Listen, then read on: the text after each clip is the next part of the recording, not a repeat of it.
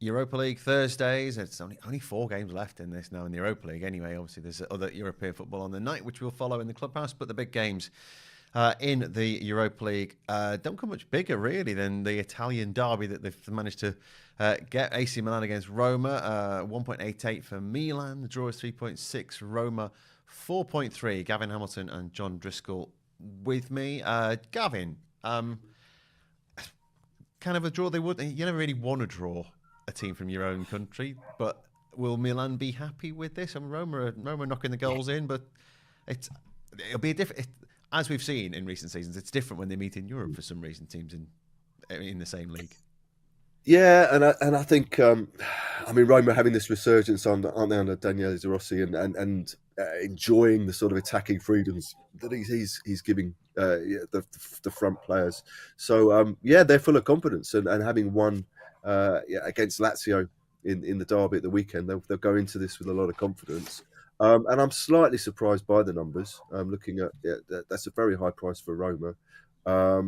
I think it'll be tighter. It will be tight. I think Milan had a decent win at the weekend, and they have lots of attacking options. And how Ruben Loftus-Cheek is not in the England squad, I don't know, because he's had a terrific season in Milan, doing really well, and he gives them an extra dimension. It's sort of looking at the form and some of the recent results and the goals that have been scored. You think that there will be goals in this, but I think it will be tight. A knockout quarter-final between two evenly matched teams. I think it's going to be tight, and I would be going low scoring, and I would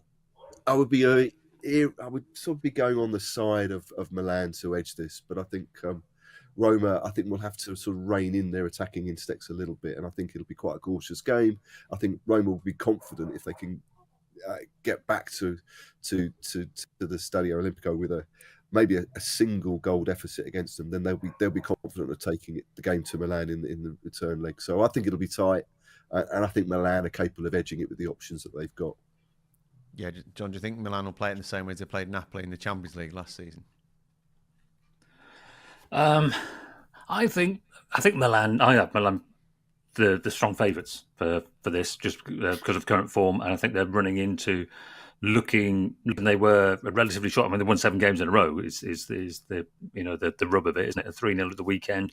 I think Rafael Leao is playing superbly again.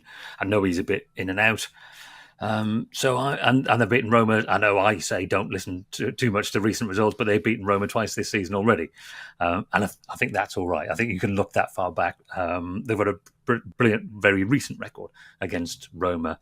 So I think Milan will be quite open. I think, and I think they should be. I think Roma have changed in.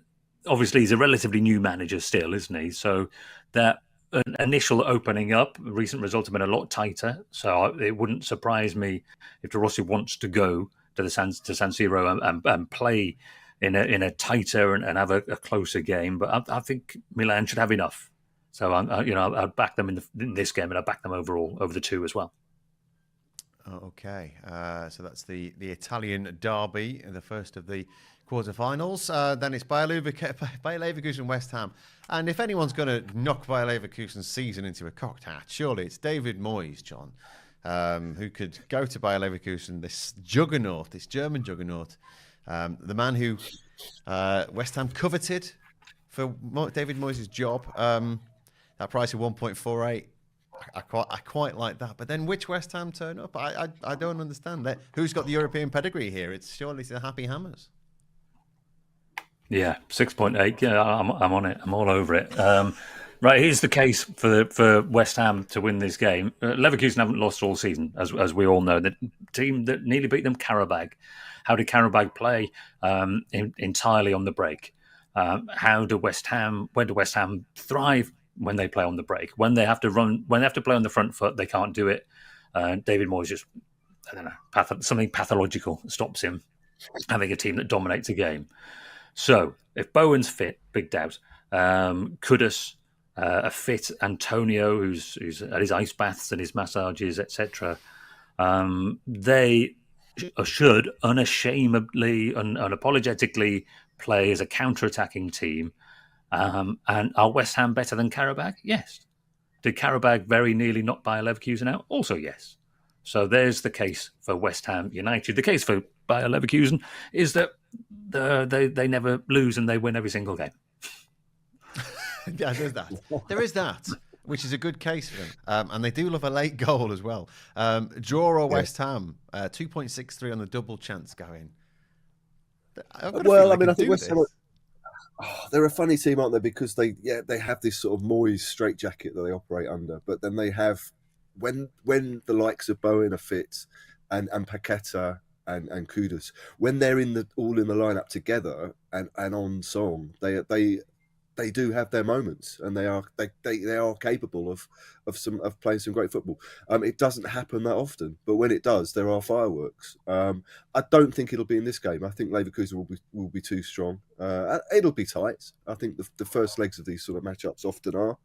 But Leverkusen have got such momentum behind them and such confidence from getting, even at the weekend, a late winner. A late equaliser, wasn't it? Was it late? It was a late winner. Sorry, in the first half. They usually get a late equaliser as well if you saw the Qarabağ game, and then they conceded a late equaliser themselves. But they've got such a they're through to the German Cup final. They are shoo-ins as Bundesliga champions now, following Bayern's sort of collapse in recent weeks. So they're in such strong form that I think West Ham will. I mean, maybe both sides to score would be interesting in this one, because I think West Ham are capable of hitting on the break. If those players are fit and on song, then they are capable of scoring. I think Leverkusen will be too strong over the two legs, but maybe both sides to score in this first leg would be a way into this. Yeah, 1.8 is there for you on that one. Leverkusen against West Ham. Liverpool Atalanta. Liverpool short price 1.36. The draw is 5.6. Atalanta 7.6. Gavin, Liverpool not a bad team overnight, despite what I may have said about them somewhere during the second half against Manchester United. And I don't take it all back, but it would be very Liverpool here to go and just score all the goals they should have scored against Manchester United against Atalanta. But they have to watch out for them. They are a side who can score goals themselves, Atalanta. They are, but I think the way that Liverpool set up, particularly at Anfield on European nights, will be too strong. I think for Atalanta, they're capable of the way they played in recent seasons has been on the front foot, and they're an attractive team to watch. But I think Liverpool will prove too strong. I think it would be interesting to see who's in the lineup and if anyone is rested ahead of the weekend with this really tight league running that Liverpool have now, where they can't afford to drop any points in any of those league matches, can they? So it's a tricky one for Klopp. Does he rest anyone? Does he bring any of the kids in? I suspect it'll be quite a strong lineup, and I think Liverpool will see this as a game to be won in the opening leg. And not have to worry about going to Italy and having to get a result in the context of this very tight Premier League title running that they've got. So I fancy Liverpool to do the job in the first leg. Yeah, they knocked out Sporting Lisbon and possibly Liverpool's next coach in the last round. John, they did a bit of a job, but if you got Scamacca and Lookman in an Atalanta side, obviously it's a different team, but they're different levels, and the Europa League is a different level, and Liverpool are working at a higher level at the moment, but they can't take the foot off the gas, really, can they? Yeah, so I think Gavin has called it well. I think Klopp will probably go for it properly in this game. I think that makes more sense, doesn't it, to properly try and blast them out of the water, and if you get a 4, a 5. Then you can rotate and have a bit of a rest before that second game. He's not one for resting, is he, Jurgen Klopp? He's not one for letting people off and having a bit of a day off. Good luck to whoever takes over from him, picking up the fitness of the squad that he's going to thrash into the ground in the next couple of months. I think I imagine Liverpool will have something like 50 shots, and Salah will probably play an hour and have 49 of those, and Darwin Núñez will hit the corner flag 3 times and the top corner once. I think typical Liverpool, could have done that on Sunday, chaos. Once, it would have been fine rather than running into it. Take the ball with you, mate. Come on. I think Liverpool. I think he obviously fancies everything, doesn't he? I think he's still obviously not the FA Cup. Sorry to say, Dave, but I think he fancies. He's not satisfied with that League Cup win, is he? So and the league. Who knows who's going to win the league? They've got a very good chance of winning this. And I know Leverkusen are a really good team as well. But I think he's going to go for this and try and win. So I think Liverpool, and I think goals in this game. Okay, Liverpool and goals. The final quarter-final is Benfica Marseille, which is, it screams Europa League, doesn't it, John? this is one of those where you look at it and go, it really could be anything. Benfica, am I right that Sporting Lisbon did them late on at the weekend? Was that right? Yes. 90th minute Raspa. Yeah, of Raspa. I'll dig that one out. And Marseille, again, you just don't know. But realistically, Benfica should be all right in this. Yeah, although the prices are sort of pushing you the other way there a little bit. Marseille 4.3 is quite generous, but they have lost 4 games in a row. But then before that, they'd won 5 games in a row. So that explain that level of consistency under Gasset. And Benfica, as previously discussed, not the team they were last season. A million miles from it, been pretty disappointing, really, all told. But then they had been putting something together. They'd won 4 games in a row until they lost against Sporting. You think Benfica, don't you? But again, I think the odds have been quite generous today, actually, because 4.3, they're just doing enough to make you think, well, hang on, Benfica aren't great, so 4.3 is not a crazy scenario in which Marseille win this game.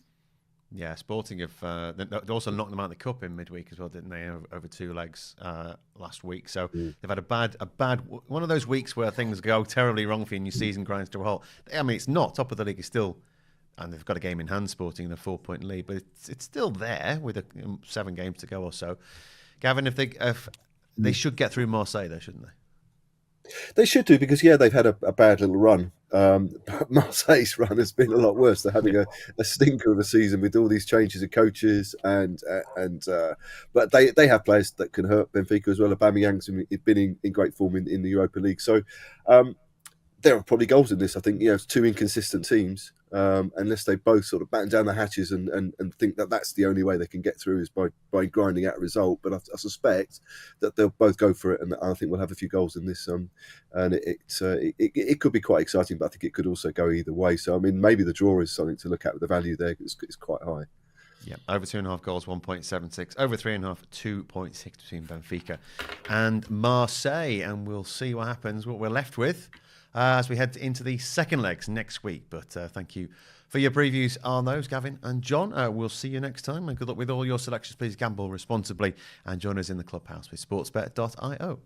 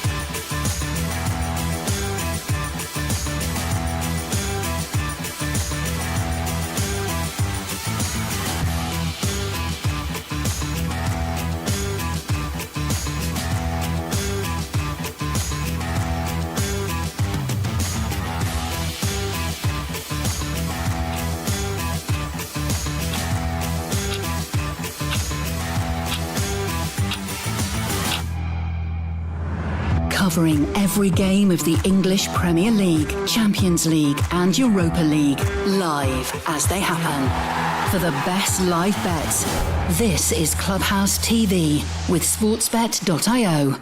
Please gamble responsibly. Bonjour, bonjour, bonjour. Hola, hola.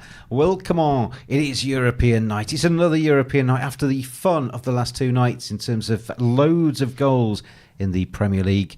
We now turn our attention to the Europa League. 4 quarter-finals in the Europa League. AC Milan against AS Roma, Bayer Leverkusen against West Ham, Liverpool take on Atalanta, and Benfica are against Marseille. So we have all of that to look forward to. We've also got games in the Conference League as well. Villa are in action against Lille as well. It's myself, James. Hello, everybody. And it's Pete. Welcome back. It's a while. Hello, yes. It's been a long time since I was last here, so I'm delighted to return. The prodigal son returns. And within, I think I checked my watch, 8 seconds, you annoyed me a little bit. So it's going to be a fun night. I'm looking forward to it. What have I done now? You went bonjour, bonjour, hello, hello, hello, and it just annoyed me. It just annoyed bonjour, me. Peter. Bonjour, no, Pierre. I'm really looking forward to tonight, James. Well, you were telling me your French is very good. French is very good. I was in Spain last week, so all in all, it's been a very language-based couple of hours. But at the same time, I also turned up for work 3 hours early, so we don't need to go over that. Dedication. Yeah, I thought we had 5 p.m. kickoffs, everyone, so I left a different job early and came here and realised that I was incredibly early. I'm looking forward to tonight. Liverpool-Atalanta's interesting. Liverpool made 6 changes for tonight's game. Their bench looks absolutely ludicrous in terms of strength. AC Milan-Roma should be an intriguing tie. You've got the likes of Xerxes looking really good at the moment.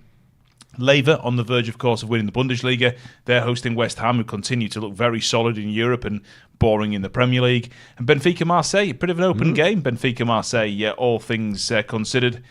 I think there's a bit of real value in that game, so I'm looking forward to that one. I think in terms of the betting, the most. But Liverpool-Atalanta is going to be an intriguing focus, I think. Should be good. So loads to look forward to, Clubhouse Creatures. We've got producer Dean in as well for his second stint. He made his debut last night. He's waving at you. That looks like someone else's hand, look. If I do that, does that look like someone else's hand? It's a false hand. It is a false hand. That looks like someone else's hand, doesn't it? Yeah. Anyway. Who's underneath the table? It's Gav. Hey. Yes, punch him hard. We have got... should we start with Liverpool-Atalanta? Yeah. I'll run you through the teams. We've got Kelleher in goal. We've got Tsimikas, Van Dijk, Konate, Gomez as the back four, McAllister, Endo and Jones in midfield, Gakpo, Nunes and Harvey Elliott up front. Cooper Miners is in midfield. Yeah. Skamaka... And keep in mind, is always whenever I'm on it, and I'm kind of looking towards Atalanta, he scores. Copeman is a really good player. I mean, Musso back in the side. He started the season in the team. He drifted out a bit. He's starting to be trusted a little bit again by Gasperini. Jim Citi, Zabacosta, Hein, Ruggieri, very good player. Derone, formerly of Middlesbrough, of course. Pasalic, Copeman, as we mentioned. Edison de Catale, who almost signed for Leeds. Yes. And Gianluca Scamacca, the former West Ham man as well. That is a pretty decent side, but I think the interesting thing is look at this Liverpool bench. Kwanzaa, Gravenberch, Adrian, Alexander-Arnold, Szoboszlai, Jota, Diaz, Bajcetic, Robertson, Salah, Clark and Bradley. It's not bad, is it? That is a ridiculous bench it's Liverpool got available to them tonight. Liverpool 1.33, 6 the tie, 8 for Atalanta. Liverpool are skinny. How adventurous can we get on the home side? I would say they win the game pretty comfortably. I would say that Atalanta are clearly the best team to have come to Anfield in this Europa League spell, because obviously it's Union Saint-Gilloise, Toulouse, Lask and Sparta Prague. But of course Liverpool have still scored a ridiculous amount of goals. I think it's something like 19 or 18 goals home, something like that. 17 home goals in the Europa League. And they are scoring loads of goals. This is one of the weaker sides that Jurgen Klopp's put out, possibly seeing more and more of an intent to care more about the Premier League than this. But James is right. 1.33 is short. It is just short. I mean, as much as I think it'll happen, it's short. But loads of value. Firstly, I'm going to look at Darwin Núñez to get a goal. Starts up front this evening. I think he's spoken of harsher than he should be spoken of. 2.05 is a bit short, but I think it's a decent price. If you're looking at Tone Koopmeiners, 5.3. You mentioned he always scores. Yeah. Last time Atalanta visited Anfield, they won 2-0. Atalanta had been beaten, though, in the first leg of the Champions League. This was in 2020, 5-0. So Liverpool had a little bit in credit and didn't necessarily take that second leg quite so seriously as they might do tonight. So I've gone over 3.5. Atalanta's away games, obviously there was 4 against Rakov, 4 in the game against Sturm Graz. This is a different kind of tie to that. They drew both of those. They won at Rakov, they drew at Sturm Graz. But Liverpool score tons of home goals, and they do concede them. And the other one, because it's a market that I keep telling myself I should play all the time with Liverpool games and kind of forget to do so, is looking towards something like Liverpool to concede the first goal and go on to win the match. because They do that all the time. they do that all the time. It is ridiculous how often they concede the first goal and then go on to win. So it's something like Atalanta to score first. It's looking towards that market itself. There's loads of good ways in that, but it wouldn't surprise me to see Liverpool concede first. If they concede first, actually, I think that's probably a bit of a good thing, because I think they'll still go on to win even then. I mean, all season this has been plaguing them. They've got over it. If they win the Premier League from this point, it's not been a vintage year of football from Liverpool. They've just got the job done. I think they'll win tonight. 1.33 is short. I like Nunez anytime. I like fairly high on the corners, and I like fairly high on the goals. For West Ham tonight, they have got no Jared Bowen. It's Fabianski in goal. Sifal, Mavropanos, Zuma and Cresswell is the back four. Ward-Prowse, Souček and Emerson in midfield. Kudus on the right. Paquetá on the left. Antonio is leading the line for them. West Ham.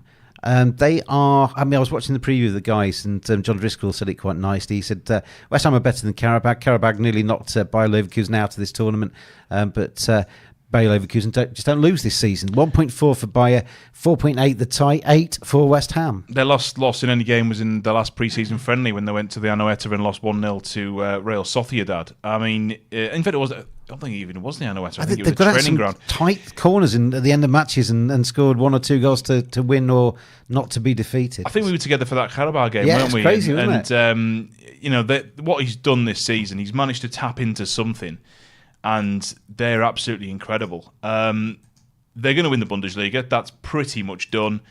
I think they're 1 win away, aren't they? Yeah, but there is a few markets I quite like. I think West Ham score tonight.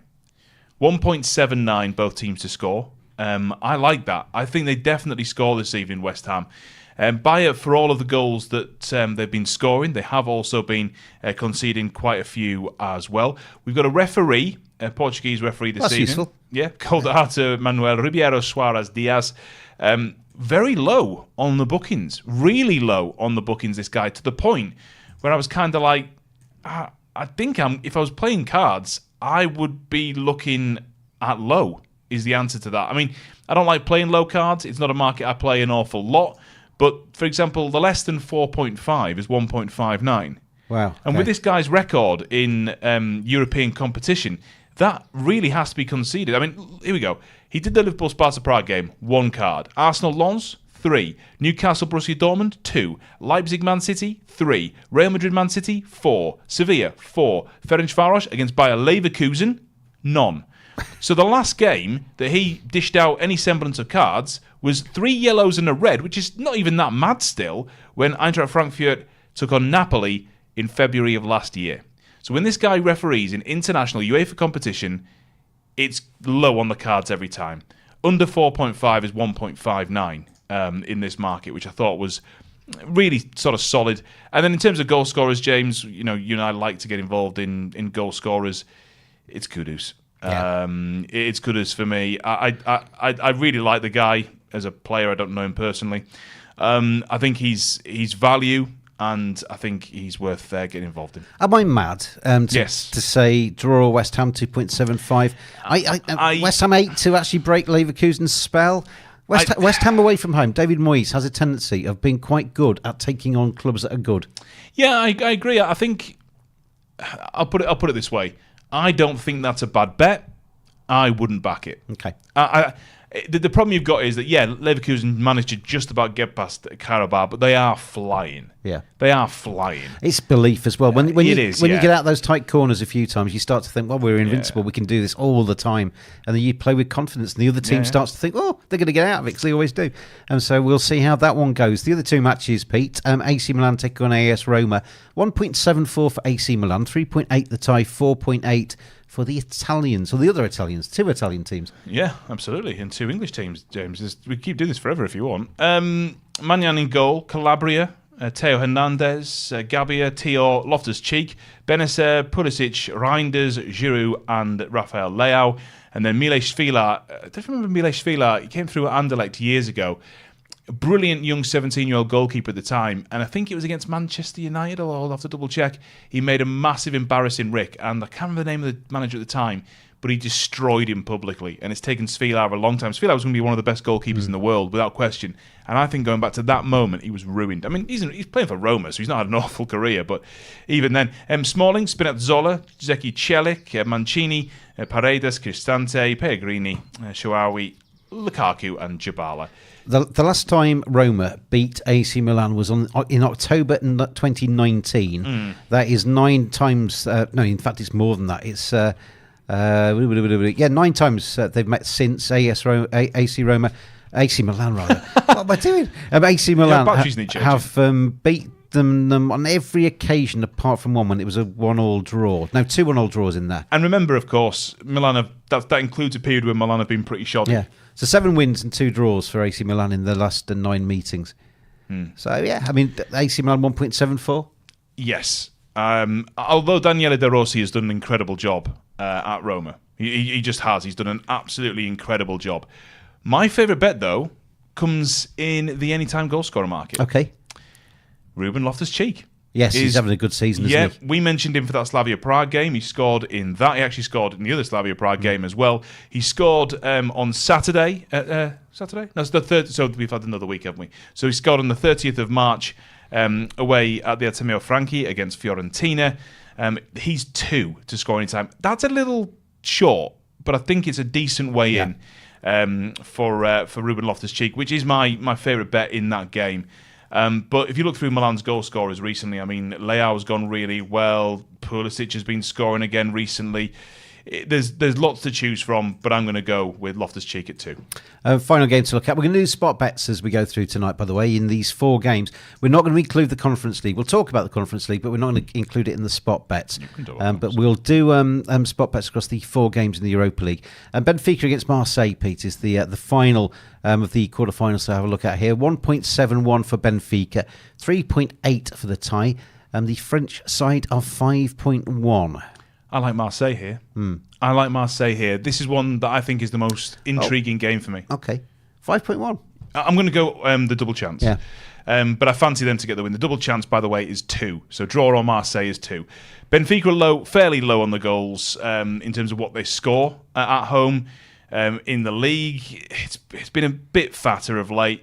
My thing about Marseille, though, is I think in the league, they're struggling a bit. Lost to Stade Rennes, lost to PSG, lost away at Lille.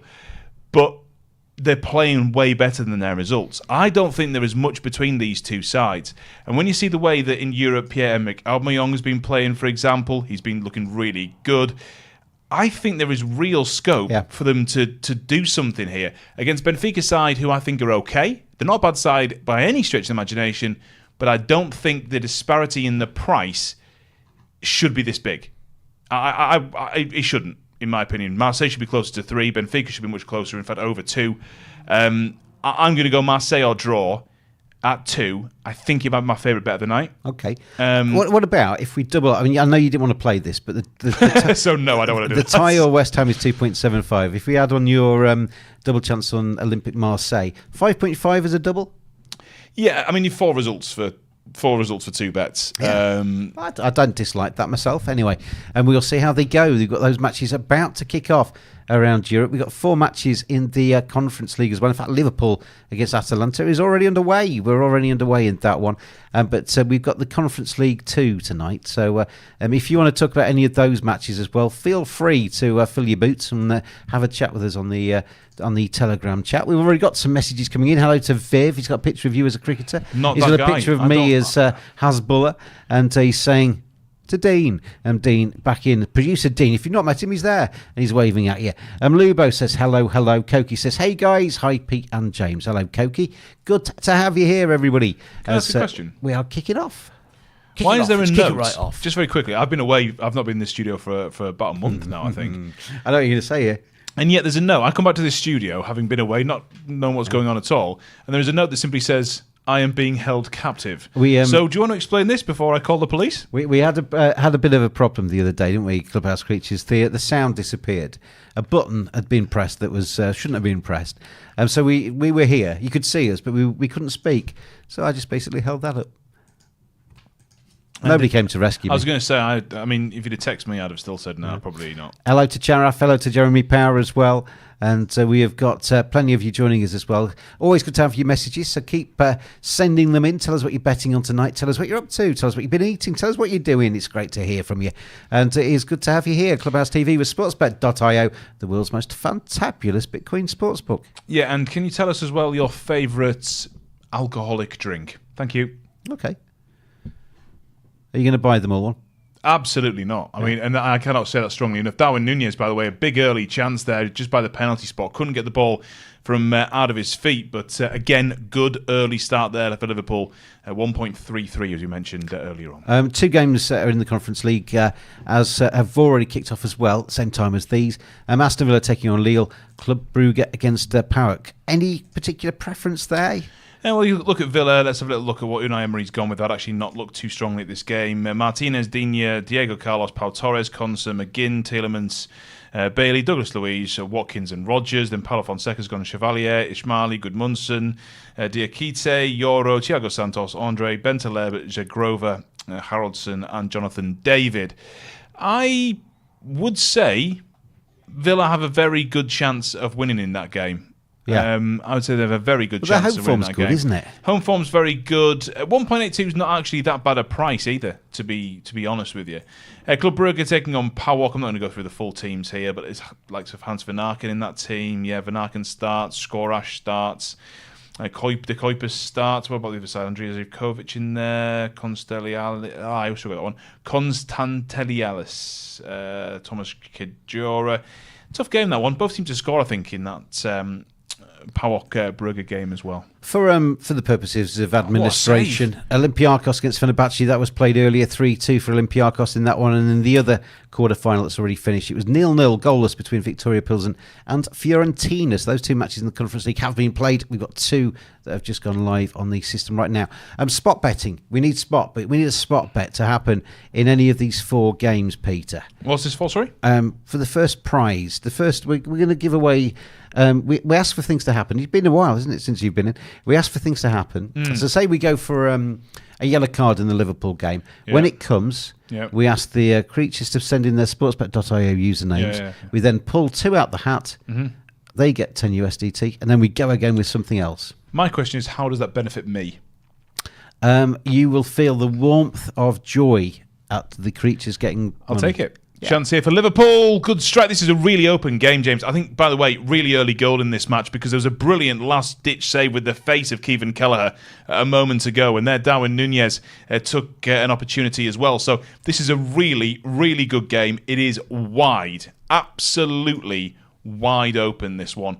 Let's have a look at time of goal, possibly. I don't always love these markets, but 20-minute result, Liverpool 3.25. Look at goals. Look at goals in this game, as we thought pretty much, because already this is wide open. Chance after chance after chance. Could be a chance here for Liverpool down the right-hand side towards the byline. There's 4 red shirts in the centre. It's pulled back towards one of them. It's over the bar. I know we were talking earlier on. McAllister with a chance there. We were talking earlier on about Atalanta to score the first and Liverpool to come from behind. But right now, with what we're watching, despite the fact that Kelleher had pulled off a save with his face, I would argue that what we're seeing right now is a Liverpool to score first market. Yeah. The problem is 1.32. Look at that save from Kevin Kelleher. I don't know how he's got his face in that. He got himself there, though, didn't he? He did. That's right, the first spot bet. When Liverpool get to 3 corners tonight, the first spot bet will land, and then we'll go again. Hopefully, we'll get rid of 10 free bets as we go through tonight. So keep an eye on Liverpool's corners this evening. Charaf Chanina's here. Lubo says hello. Koki's with us as well. Jeremy Power. Dark Dewell. I've got Matteo sending pictures in of Hasbulla. And we've got Flocky saying hey, hey. Osman's with us as well. Lashir Noir, hello to you. Black Dog's here as well. Viv's opening up a nice bottle of this, Pete, he says. And this is his favourite drink, Indrig, single malt Indian whiskey. Oh, that's not come up on my chat for some reason. Yeah. I'll refresh it. The Telegram's been a little bit peculiar just recently. Oh, well, that's Jeremy Power says, eating a sandwich, favourite alcoholic drink. He wants some beer. He just wants some beer. Just some beer. Have some beer. Have some of that. So, yet to get a goal, but we're underway. I was telling everyone else earlier on, I was in Barcelona last week. I went to one of the best bars in the world. Yeah. It's officially one of the best bars in the world. It's called Paradiso in Barcelona, and I had a drink where they set fire to a stick of chocolate dynamite before I drank it, and my girlfriend had one where she had like a conductor thing, and it conducted light when she moved the glass. It was expensive. It sounds good though. Sounds good, but expensive. Is Indri not Japanese? Is it Japanese? I thought it was a Japanese. Maybe I'm wrong. But I thought it says underneath that single malt. Doesn't that say Indian whiskey? Possibly, very possibly. I just know a lot of Japanese whiskies are very nice as well. Does that say Indian, Viv? I can't quite see from here. Don't know. But let us know, Viv. Anyway. Chance again here for Liverpool left-hand side. They are utterly dominant here. Ball, that's not a bad ball in either, but in the end will drift away for a goal kick. Elsewhere, pretty quiet at the moment between Benfica and Marseille. Chance there for Lever, which is just about dealt with by West Ham. Not a particularly good bit of defending from West Ham, but dealt with in the end. And Milan Roma, fairly flat. Well, not flat, but fairly uneventful so far. We've had a lot of goals the last two nights in the Champions League, Pete. Do we see goals tonight in these? If you're going for an over 1.5, over 2.5 ACCA, which one lets you down? Benfica Marseille might, Milan Roma might, and Lever West Ham might. But so 3 out of 4 then. But Liverpool definitely won't. I actually think an over 1.5 fourfold is not a bad play tonight. Yeah. I'm not sure I'd go for an over 2.5 in all truth, but I think the over 1.5 is not a bad play at all. Brugge are going to score the first European goal of this stint. We've got they go ahead against PAOK. 7th minute goal there if it's confirmed, but Club Brugge the first European goal tonight. That's in the Conference League. Yet to get a goal in the Europa League, but Club Brugge are ahead in their fixtures. So we have got goals starting to come. There are other matches elsewhere. As always, if there's anything on the sportsbet.io console that you're kind of thinking about, you're not quite sure of, if you found a great bet, let us know on the Telegram chat and we'll do our best to steer in the right betting direction. Clubhouse creatures, always gamble responsibly. Bit of a chance there for Benfica, which they do not take. But it has been... I can't tell you. Liverpool are going to score in a minute. Yeah, got a free kick at the moment, haven't they? 1.3 to score the first goal. To be leading definitely after 30, but probably after 20 I'd be looking at right now. 4, Liverpool to be leading after 20 minutes, I think is a really good price. McAllister sends a ball in, headed up, not away, but keeper grabs it. In the end, yeah. So still yet to get a goal in that one. So we're looking for 3 corners for the first of the spot bets tonight. So far, we've had just the 1 corner. That's come to Atalanta. That's just not cricket, is it? No, it's football. Surely you should know that by now, James. We've been doing this long enough. Both of us are interested in another sporting event that's happening in the world. That's one way of putting it, yeah. And the Masters, fantastic golf tournament, isn't it? I did a podcast with Dave Tyndall of this parish this morning. Anybody you fancy in that? What was your pre-tournament thoughts in that one? I've had sort of 3 or 4 bets at bigger prices. I tend to play the Masters each way. I don't kind of aim for a winner. I tend to look at some bigger prices and hope that they can get in there. Denny McCarthy, off the back of that playoff last week, was one of those players. I was very annoyed because on Saturday of last week, Denny McCarthy was, as I use fractional odds when I'm betting at home, 250 to 1. And I was like, do you know what? There'll be some extra places on the Masters next week. I'll not bother until Monday. And then obviously he goes and gets to the playoff and he comes in at 120 to 1 in the end. So that was silly betting, really. Nick Taylor, who started pretty badly, actually. He's, I think, 1 over at the moment, Nick Taylor. Did you get extra places, though? I did get extra places. Well, if he finishes in one of those extra more places. on a much worse price. I mean, it's... Fleetwood, I think, is going to have a really good tournament. I think Tommy Fleetwood's going to have a very, very good tournament. Taylor Moore is a player I've played. He's 2 under, so he's doing the best of my my bunch so far. But so I've had a few. I've had more than a few. What about you, James? Have you? I've had 1 bet. Right. I am confident this week that I know who's going to win it. Go on then. Hideki Matsuyama. Oh, you've gone with Dave's trend piece. We both came to the same decision separately. Right. I'd not read his piece when I basically said to him here one day. I said, "Do you know what? I've been watching it recently. He's been hitting the ball well.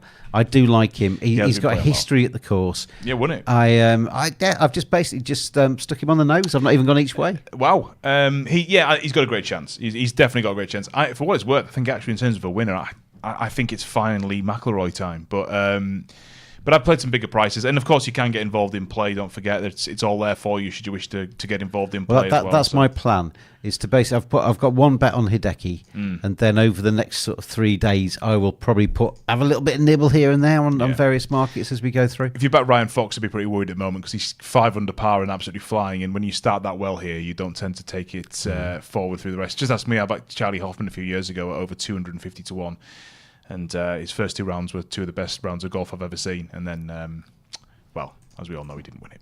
Well, anyway, we said on our podcast this morning that obviously the live golfers are back in, and we said I almost forgot that Bryson DeChambeau existed because he's kind of been off my radar, but he's 3 under after 12, so he's had a good start. But it's a long way to go before that green jacket goes onto somebody's back. Anyway, back to the football, into the 12th minute of these matches, Peter, and yet to get a goal. Yeah, I'm not too worried because we've got open games. That's the point. Benfica's starting to look a little bit stronger against Marseille, which is not good news for me particularly. Marseille, though, put the ball across. It's a very good last-ditch bit of defending from Benfica. Atalanta going down this right-hand side, little flick back. It's a big chance for them. The block. I mean, this game is absolutely so open. Liverpool have had loads of chances. The biggest chance of the game so far has come for Atalanta. Milan-Roma is what you'd expect from Milan-Roma. And Lever-West Ham at the moment, I mean, if you are playing West Ham or you're a West Ham fan, you're perhaps a little bit worried because Lever are turning the screw on them a bit at the moment. Ramsey, 22, hello to you. And Alexis joined us as well. Good to see you both here on this Europa League evening. Yes, Alexi going with Scotty Scheffler to win the Masters. It wouldn't surprise me. His golf has been unbelievable. I just can't take him at the price he's available at. Yeah, exactly that. His putting has been much better. That's what's held him back. Tee to green, he's absolutely terrifying. But his putting's held him back recently. But he's got that. Recently, but it's just been the weakness in his game. His putter's a lot hotter than it was, isn't it? Yeah, completely. Yeah. He's been in scintillating form just recently. But I saw it was about 5.5 or something. I saw on him this morning. Just too short in a tournament it's difficult to win that. And I know he's done it before, but I just can't back him. But he may well win it. He may well. Chance here for Roma. Right-hand side, corner kick for Daniele De Rossi's men. I just love saying Daniele De Rossi. Daniele De Rossi. Daniele De Rossi. But nothing comes of that. Marseille, I mean, I said a moment or two ago, Benfica were turning the screw on Marseille a bit. In the last minute or two, it's flicked again, and Marseille moving the ball really nicely, dragging Benfica around. I mean, look at the gap they found there with 2 passes. Brilliant interchange in the centre circle. Ball in from the left-hand side. It's an acrobatic overhead kick clearance. But I tell you what, it's looking pretty solid at the moment. I think that Marseille draw is in a solid position at present. Daniele De Rossi. It's almost like I'm Italian. Almost like I am Italian. Villa have scored. Thanks to Dean there for giving us a heads up there. Villa have scored. They have. Who's got on the end of that one? Ollie Watkins, John McGinn with the assist. Ollie Watkins has put Aston Villa ahead in the 14th minute. It's a good start for the Villa Park outfit. And Brahi, he says, hello, King and Peter. Hello, Brahi. Hello. Ente says, hey, guys, I am late. Ente, have you got a doctor's note or anything from your mum? But it's good to have you here. And we've got other people. What's Viv shared here? What's he got here? He's got on Big Bet Alert. Oh, here we go. Sportsbet.io have said a 353,536 USDT. That's the one. 536. Has been placed. The fact that you don't know that or can't say that is genuinely terrifying. I had a mind blank. Sorry. Has been placed. James is paying $6 million a week on his mortgage with a total odds of on a $200,000 house. 3.02, aiming for a win of over $1 million USDT. AC Milan against AS Roma is the event. Over 2.5 goals is what's being sought there. Aston Villa and Lille over 2.25. So good start for the punter there in the Aston Villa game. But 353,536 USDT. Is that double then? To return over 1 million USDT. Double on those two, yeah. I mean, good luck to that person. But what I will say is that I would not have massively. No, I don't know. I'm not. Look, it doesn't matter. I hope it lands because it's a huge price, and that would be amazing. Nice bet, says Alexi. And we have got Villa. Well, Dean saying Clubhouse TV, Villa 1-0 up, and that is big money. I mean, obviously, if you're going to be gamble responsibly, everybody, but you must have got a fairly sizable wallet if you're able to put a stake. Chance like that Benfica goal. We've got our first goal of the night in Europe. Finally, and it's gone in Portugal for Benfica. I'll tell you what, Marseille, who've been pretty good in this game, actually, in more than a couple of swades, the defending here is absolute gubbins. It's awful. And in the end, Rafa is able to just run right through and tap it in. It's really not very good from pretty much anyone. But in the end, Rafa goes on. I think that's his, must be well into double figures now this season. Either way, 1-0 Benfica. Have you heard the word gubbins in Ukraine, Alexi? Oh, that's half a goal. It must be only half a goal. And the goal stab stops, but Benfica don't. 1-0. Benfica are up against Marseille. Has it been VAR'd? I thought they were checking an offside, but maybe not. Either way, right. I mean, not good defending. 1-0. I still think Marseille have a decent half chance, I really do. They might be checking. I thought there may have been an offside in the build-up to that. But we'll just wait to see if they actually are checking it or if it's just me being silly. Double chance double. It's going to be your bit that lets me down, isn't it? Yeah, but you always let me down, so we'll call it a draw, I suppose, if we're doing that. Oh, honours even. Yeah, we'll take that. So just one goal, but Benfica are ahead against Marseille. And the prices obviously change in that one. They're still greyed out at the moment. But I think we are checking it. I thought there was an offside in the build-up. That's why we're still greyed out. Michael Oliver in charge of this one today, the match referee from England. I think there is an offside on the right-hand side in the build-up. I might be wrong. Just from that first angle that I saw. Well, it looks like they've restarted, isn't it? No. Hang on a second. No, it's been given 1.25 for Benfica, 6 the tie, 12 for Marseille from here. Viv's, I saw this earlier, Viv, but I'll read it out anyway. Premier League clubs unanimously have agreed to the introduction of the semi-automated offside technology. The new system will be used for the first time in the Premier League next season. That's the same offside technology they used in the World Cup, wasn't it? And for some reason, the Premier League didn't adopt it. AS Roma have taken the lead in Milan. Yeah, 1-0 to Roma, and Mike Maignan looks very, very frustrated. And it's a very intriguing goal. And for that over 2.5, multi-100,000 USDT run, that's looking very good, isn't it? It's a corner kick from this Roma right-hand side. It's a lovely flicked header as well. That is a really nice flicked header. I mean, Maignan can look frustrated if he wants, but he's not doing much about that. Mancini with the goal there for AS Roma. We looked at the head-to-heads. AC Milan don't lose this, so maybe we could look at AC Milan to come back in. It might be worth a plus a goal, the double chance double now on the two teams who are 1-0 down. It might be worth looking at that.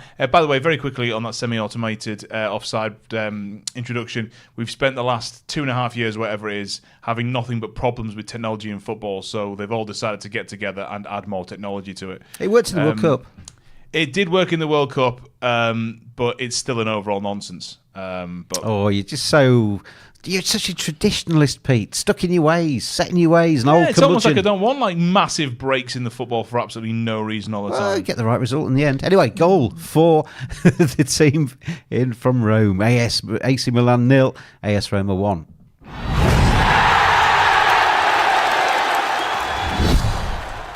I like VAR. You don't.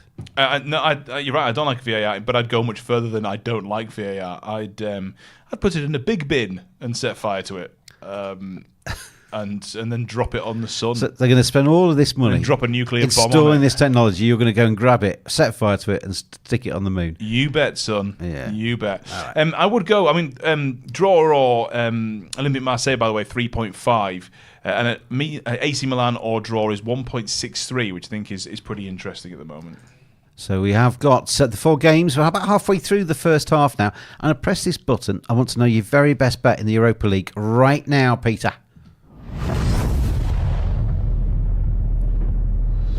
You can pick any game you like, or you could multiply them up. It's all your choice. So what was the question? Your best bet right now. It's none of your business. I want to make it my business. Okay, then over 2.5 goals in this Liverpool game. 1.74. With the game we're seeing right now, it is wide open. There is no way this game escapes with fewer than 3 goals. It just doesn't. The over 3.5 is 2.8, which I think is also quite a good price, if I'm absolutely honest with you. But I'm just going to go for the 2.5 for now. Okay. So we have got goals coming gradually as we go through, and that big stake, it's off to a half decent start, isn't it? The double there. Need a couple more goals in the AC Milan game and in the Aston Villa game. Good luck with that one for the big spender. And we'll all be jealous if he lands it. We'll all be thinking, oh, my word, if he doesn't. But that's it's kind of gambling, isn't it? Gamble responsibly. Hopefully that's disposable income for that gentleman or lady. I'll take his disposable income if that's his disposable income. That's just pocket change. I'll take it. I'll absolutely take it. Oh, there's a little bit of a scuffle. In fact, it's a big scuffle. There's a yellow card out. This is in the Leverkusen game.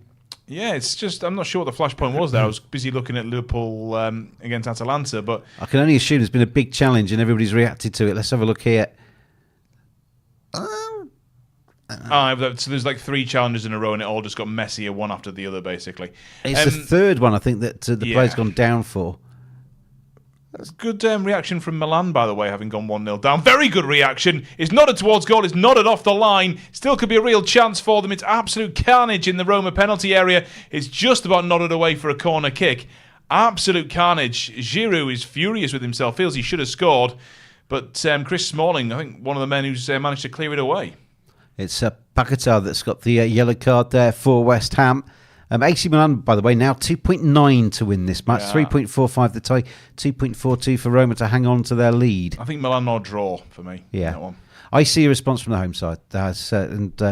However you get that. Could you play Milan to be on level terms by half time or another goal in the first half? I mean, I think it's possible and I think it's plausible, but I'm just going to hold. It's not a market that I'm desperate to give a big cuddle to, basically. Big cuddle. How many corners have we got for Liverpool so far? Let's get a stats update. We've got none. Okay, good chat. Well, let's... That's great, wasn't it? Well, I've done you a real favour there, Clubhouse Creatures, in picking that one. Let's make it 2 corners. We'll reduce the requirement. 2 corners for Liverpool against Atalanta gets us the first spot bet tonight. Can't say fairer than that, can I? Other than give you it myself out my own pocket, which I'm not going to do. I'm not going to do that anyway. And we have got, as I said before, loads of other matches around the rest of the world. Got Brazilian under-20 football, Isthmian League football in England. Got the got Norwegian Cup action, Saudi Arabian Cup action. So if there's anything else out there you'd like us to talk about football-wise, then please shout out on the Telegram chat. But it's Europa League most of the way this evening. How do you fancy Leeds' chances of promotion?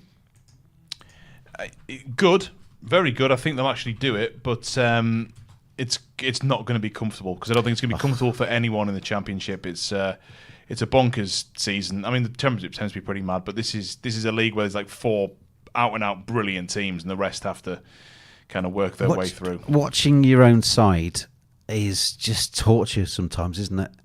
I watched them. You were unlucky the other night. I mean, there's no question about that. You were unlucky the other night. You weren't brilliant, but you should have had penalties. So, I understand the fuss from that, but I also think there have been matches where Leeds have got the benefit of some decisions like that. So it kind of swings and roundabouts a little bit, isn't it? Yeah, it swings and roundabouts, which is kind of why you probably shouldn't bring VAR in. But anyway.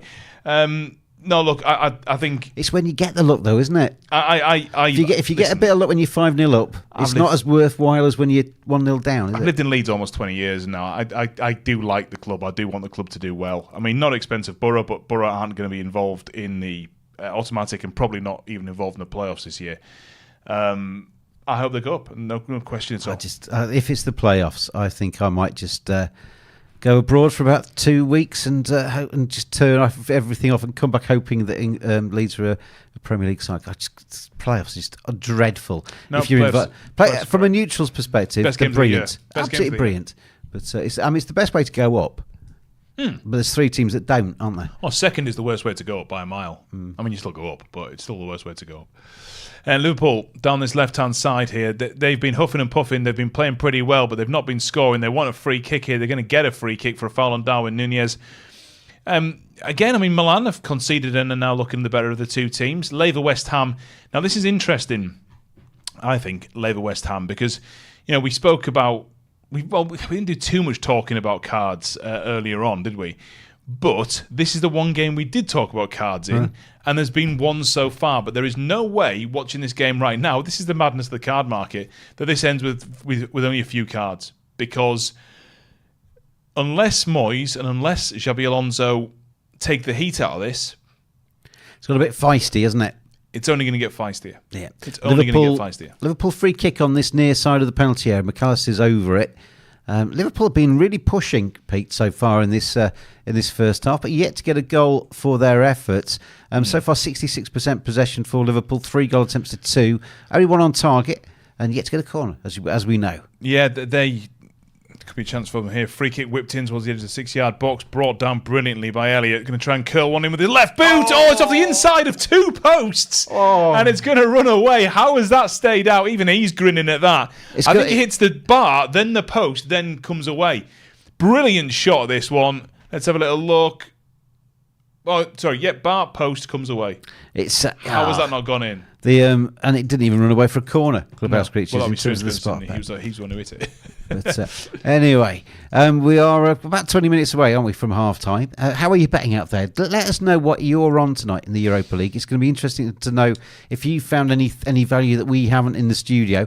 And just for this pure, we'd just like to cheer you on.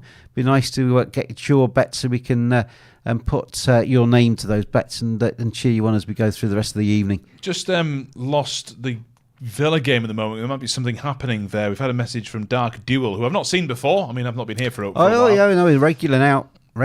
In fact, both greyed out. Both the Europa Conference League matches greyed out at the moment. Well, hello. Anyway, Dark Duel. Is that Kieran Dark Trippier? Duel? Pete, Dark Duel. I can't quite see. That I can't quite work out because the picture's so small. What Newcastle player that is? I can't expand it. I don't even know what you're talking about. His person.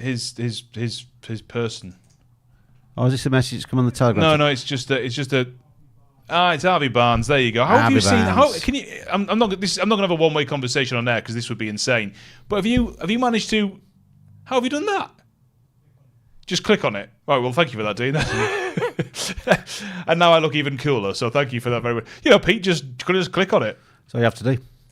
Oh yeah. All you do have. Yeah, he's right. Even I knew that. I'll give him that. He's right. All I did was click on it. Yeah. Why did I panic? I almost panicked there. Never mind. Harvey Barnes. Thank you very much to Dean. Koki's gone for Marseille to draw the first half, and he says both teams to score in the first half in Marseille against Benfica. So he's changed his mind there. But good luck, Koki, with your bets tonight. So you need Benfica to get back on level terms, then, don't you? In this first half at half time. Benfica 1-0 up. Sorry, Marseille to score. Yes, you're quite right, Peter. I could do Marseille scoring because I've got them. My main bet of the night is Marseille or draw, so I'm needing them to improve a little bit. Lukaku's chest is huge, isn't it? He's like a barrel. Yeah, he's a big man. I wouldn't want to tell him he's a large man. Yeah, I wouldn't want to fight him. Just a good player, but he just needs pure confidence, and he doesn't always get that chance here. Liverpool down the right-hand side. 3 in the centre for Jurgen Klopp's men toward the byline. It's got to be played back now. It is. It's 8. It's it, you eat. Oh, he's curled it. He's curled it over the bar. They're going for the goal of the century rather than actually just trying to get the ball in the back of the net. Yeah, I kind of get that. There is a mass of bodies in front of him there, and he's just tried to curl it in the same sort of way that Harvey Barnes on the mind now, and the same way that Harvey Elliott did a few moments ago. Marseille edge of the Benfica penalty area, just tried a smart ball there, which has run away for a goal kick. It wouldn't be the first time Curtis Jones stuck a ball in from distance. He's got a good shot on him, but that one was wayward. So only the 2 goals in the first half so far. Benfica leading Marseille by a goal to 0, 1.23 for Benfica, 6.2 the tie, 13.5 from Marseille comeback this evening. Remember, first leg, AC Milan against AS Roma is Roma 1-0 up, 2.4 for them, 3.3 the tie, and for an AC Milan comeback, 3.05. If you fancy AC Milan and Marseille, that's just completely disappeared off my screen whilst I was clicking it. There are ways in, though, is the message there. Certainly on AC Milan, I think, this evening, for them to actually come back and get something from that game. I was going to try and put AC Milan to win and Marseille to win as a double, which is, price it up for me. AC Milan that was worth the effort. What were you looking for, sorry? I was looking for AC Milan and Marseille as a double. Why are you doing this to me?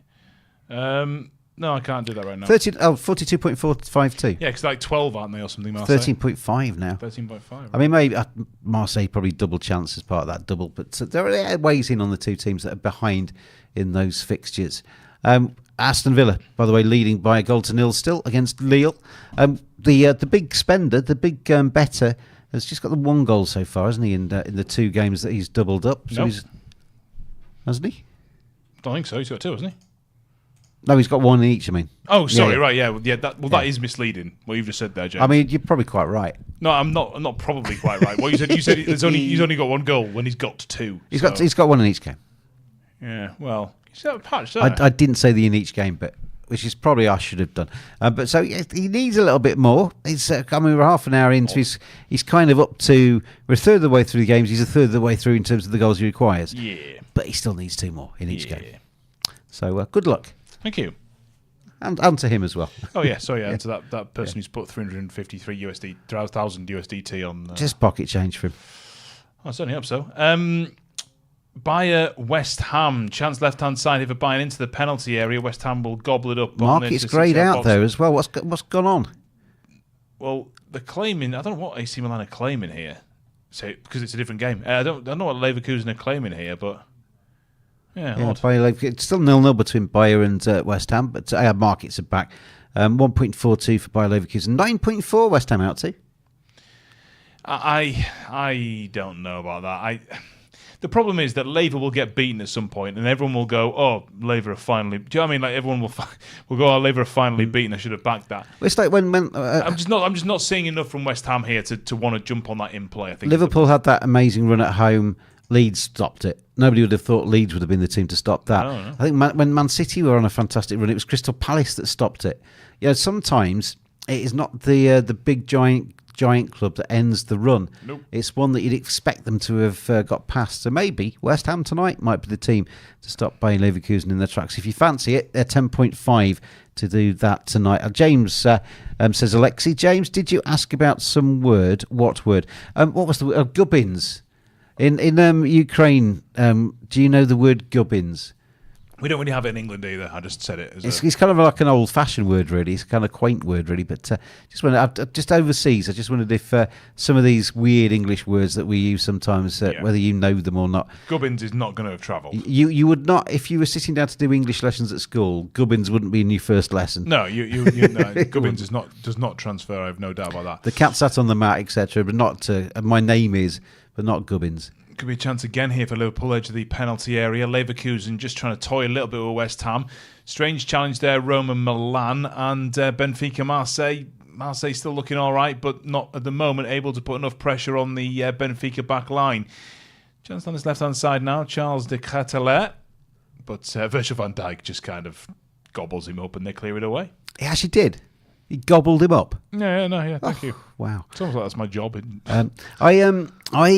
haven't had a corner for Liverpool yet, so I am going to be kind to you, Clubhouse Creatures. We're going to add in another credential, another separate spot bet. So that Liverpool corners one carries on. Next yellow card in the game between Leverkusen and West Ham will also get a spot bet tick. So we're now looking for 2 things to happen separately from each other. We need 2 corners for Liverpool. We need another yellow card in the match between Leverkusen and West Ham for a spot bet to land. I'm listening. So good luck, Clubhouse Creatures. If we get them, then 2 of you will win 10 USDT. You get tomorrow offers, everybody. You can do whatever you like tomorrow. You can sit back, watch the Masters. You can sit at home in your pants watching feature films. You can do whatever you like tomorrow, but make sure you join us back here on Saturday for the Premier League, a big fixture list of the Premier League Saturday. Yeah.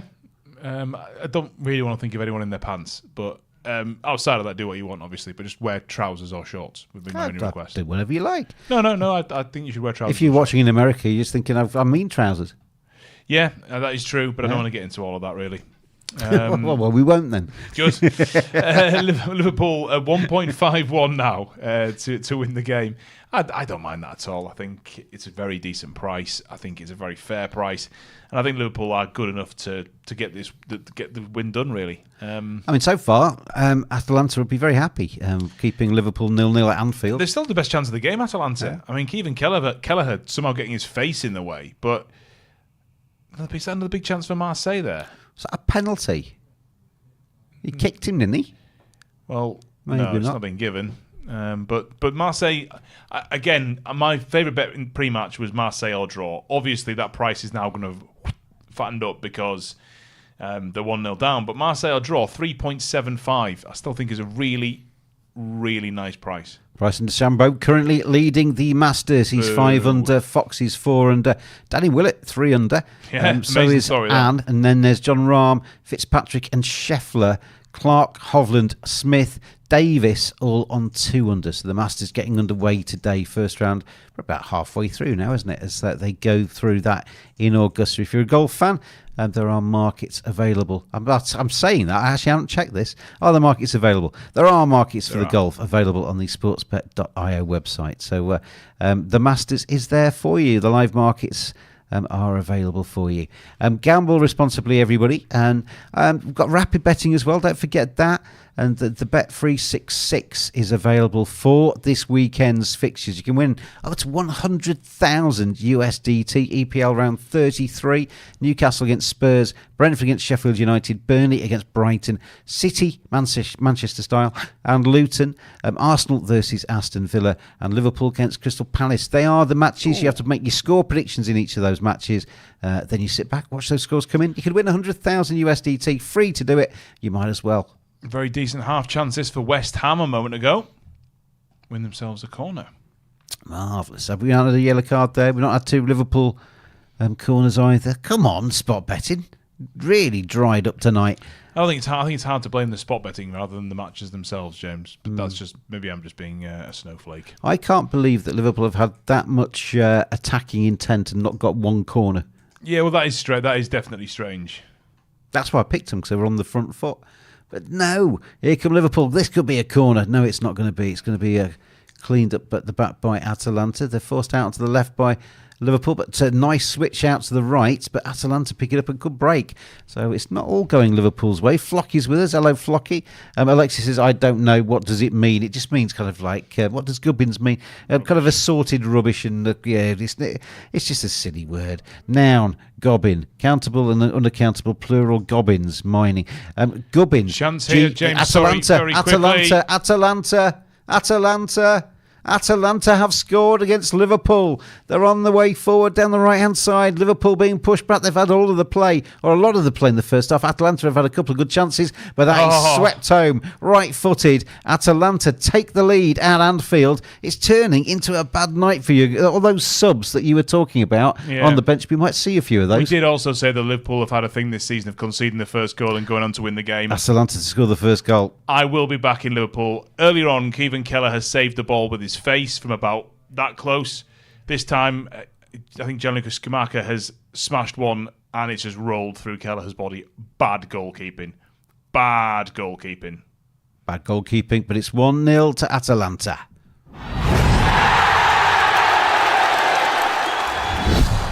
So, Peter, we have a few teams here. We quite fancied AC Milan at the start of this. They're 1-0 down at home. Mm-hmm. We quite fancied Liverpool at the start of this. They're 1-0 down at home. Would an AC Milan-Liverpool double appeal to you? No. AC Milan I'm not putting in, but Liverpool... 7.66 if you did. 2.32 Liverpool right now. I absolutely adore that market. I think it's a brilliant price. I think it's a fair price. I mean, I can keep going. If I can go through Liverpool's form and kind of take you through all the way through the season when they've conceded the first goal and gone on to win, but it is plentiful, is the answer, particularly early season. I am all over that 2.32, James. I think it's a brilliant price. I think it's a fair price, and I think it's a very probable result. I could not I agree entirely. Liverpool to come back and win 2.32. That might appeal to quite a few of you out there. Gamble responsibly if it does appeal. And good luck with your bets this evening. West Ham are doing all right, aren't they, now against Leverkusen? Leverkusen, I'll give you the stats of the first half of that game. 1.01 in terms of XG for Leverkusen, only 0.21 for West Ham. 67% possession for Leverkusen. 13 goal attempts to 1 in favour of the German side. 5 on target to 1. And corner kicks wise 3-1. So Leverkusen on the stats certainly bossing that game. But West Ham and David Moyes will be very happy that they're approaching half-time, still goalless and still very much in the tie. So West Ham doing okay. DeChambeau goes to 6 under, by the way. 2 shots clear at the top of the Masters leaderboard. So 2.32 for Liverpool appeals. AC Milan, I think double chance would appeal, if not the outright on the 3.3. Let's have a look at the game between Benfica and Marseille. 1.24 Benfica, Pete, leading by a goal to nil. 5.8 the tie, 14 for Marseille. Anyway, back for the French team there? Yeah, 9. I'm at 9, and I've reached February. So I'll just confirm the rest of that after I've had 9, having reached February. Yeah, Marseille have definitely had chances in the game, and they've definitely been pushing forward at times. They've not been particularly ruthless because obviously they're 1-0 down, but they have not looked bad at any point of this tie to this stage. So again, I think 3.75 Marseille draw. It was my favourite match, my favourite bet pre-match as well, James. That double chance market, and I think it's a very good way to go now. I'm just doing a search for gubbins. Miscellaneous items of paraphernalia is the dictionary definition. Just so Liverpool this season have conceded the first goal in all competitions 10 times and gone on to win the game. That's not including when they've conceded the first and drawn. But in all competitions 10 times this season they've conceded the first and gone on to win. And they've got a rather good record at Anfield as well. Yeah, the Anfield record is solid to spectacular. So I'm absolutely with them to win this game. Well, 2.5-ish now, I think. I think that's a good price. I think it's a really good price. And as James said, what's on that bench is absolutely ludicrous. We've got Szoboszlai, Salah, Robertson, Gravenberch. You've got Jota, Luis Diaz. And there is plenty. Salah. Trent Alexander-Arnold. There is loads. There's half the first team sitting on the bench basically waiting to come on. So plenty of options there for Jurgen Klopp should he wish or need to choose them. But Liverpool trailing just before we get to half-time by 1-0 to the Italian side. So we had a goal in each match apart from the Leverkusen West Ham game. Yeah. That was threatening to get a little bit nasty for a while. But the Paquetá yellow card in the 21st minute is the only yellow card of the first half there. West Ham will be quite pleased. They're still goalless, weren't they? Yeah, and they've actually had a pretty good chance only about a moment or two ago as well. So definitely right in it. I found this game tricky from the start. I really did. And it's quite hard to know what to sort of... Not necessarily what to do with it, but I think the both teams to score, which I fancied pre-match, feels a little bit shakier now. If I'm honest. 3.4 both teams to score, but then the value's pretty good. The price is pretty good, so maybe that's a consideration. I'll give you these stats. We'll just break away from the Europa League and go into the conference for a second. The stats in the Villa game, 0.73 to 0.7 is the XG, but obviously Aston Villa have got that one goal. Ollie Watkins scoring that one. 41% possession for Villa, 59 obviously for Lille. 6 goal attempts to 5, 4 on target to Lille, only 2 to Aston Villa. Corner kicks wise 3-1 in favour of the home side. So Lille have obviously conceded that one goal, but they're more than in that match in terms of the overall stats. And you can get Lille at the moment 9.2 to win at Villa Park, 4.4 to come back and get back on level terms. If you fancy the double chance on the French side there, the double chance on the tie or Lille is exactly 3. They're in that match, but obviously... Villa have done the most important thing. They put the ball into the back of the Lille net. So they lead as we approach half-time. At half-time, we'll have a little bit of a chat with Jonathan Woodgate, and we'll be back for the second half. And we still need 2 corners for Liverpool. Come on, Liverpool, get to the corner flag. And a yellow card is what we need in the Bayer Leverkusen West Ham game to land some spot bets. No free bets given away yet, James. No, I've tried to be not tight, but at the moment I've been very miserly. I said pre-match, was like, don't be tight with this, James. And he was like, no. Horrible. Absolutely horrible to see a man turn. I said, I'm not going to give anything away in the first half, Pete. Or even maybe the second, and we had a full physical fight just outside before he came in. Because I was like, well, you're going to have to give something away. And he's like, no. So that's why he's got a false arm, because I've ripped one out of its socket. You can't tell, but we're both bleeding because we're just kicking each other. So our legs, our top halves are fine, but our legs are really... Benfica Marseille greyed out. Why? I think there is queries over a penalty for Benfica, which I would not like to see, but if that's a penalty, then I quit football. It isn't.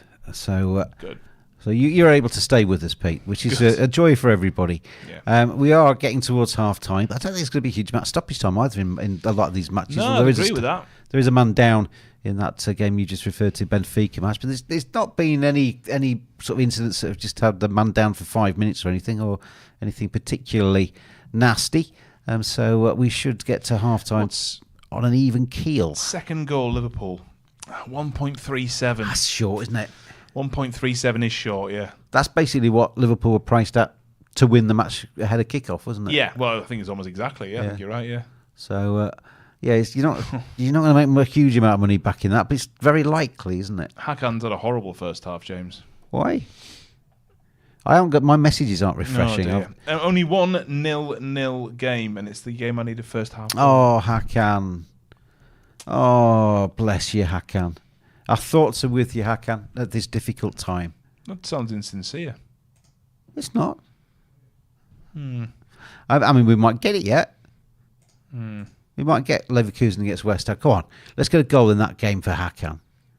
Let's get a goal in that game for Hakan. A goal in the first half of each of those games. How was Nick Taylor parred from there? Did you back all of them, Hakan, or did you just... was it just that one game? Oh, there's another chance for Atalanta, by the way. Kevin Kelleher gets in to stop it, and it'll be the last action of the first half.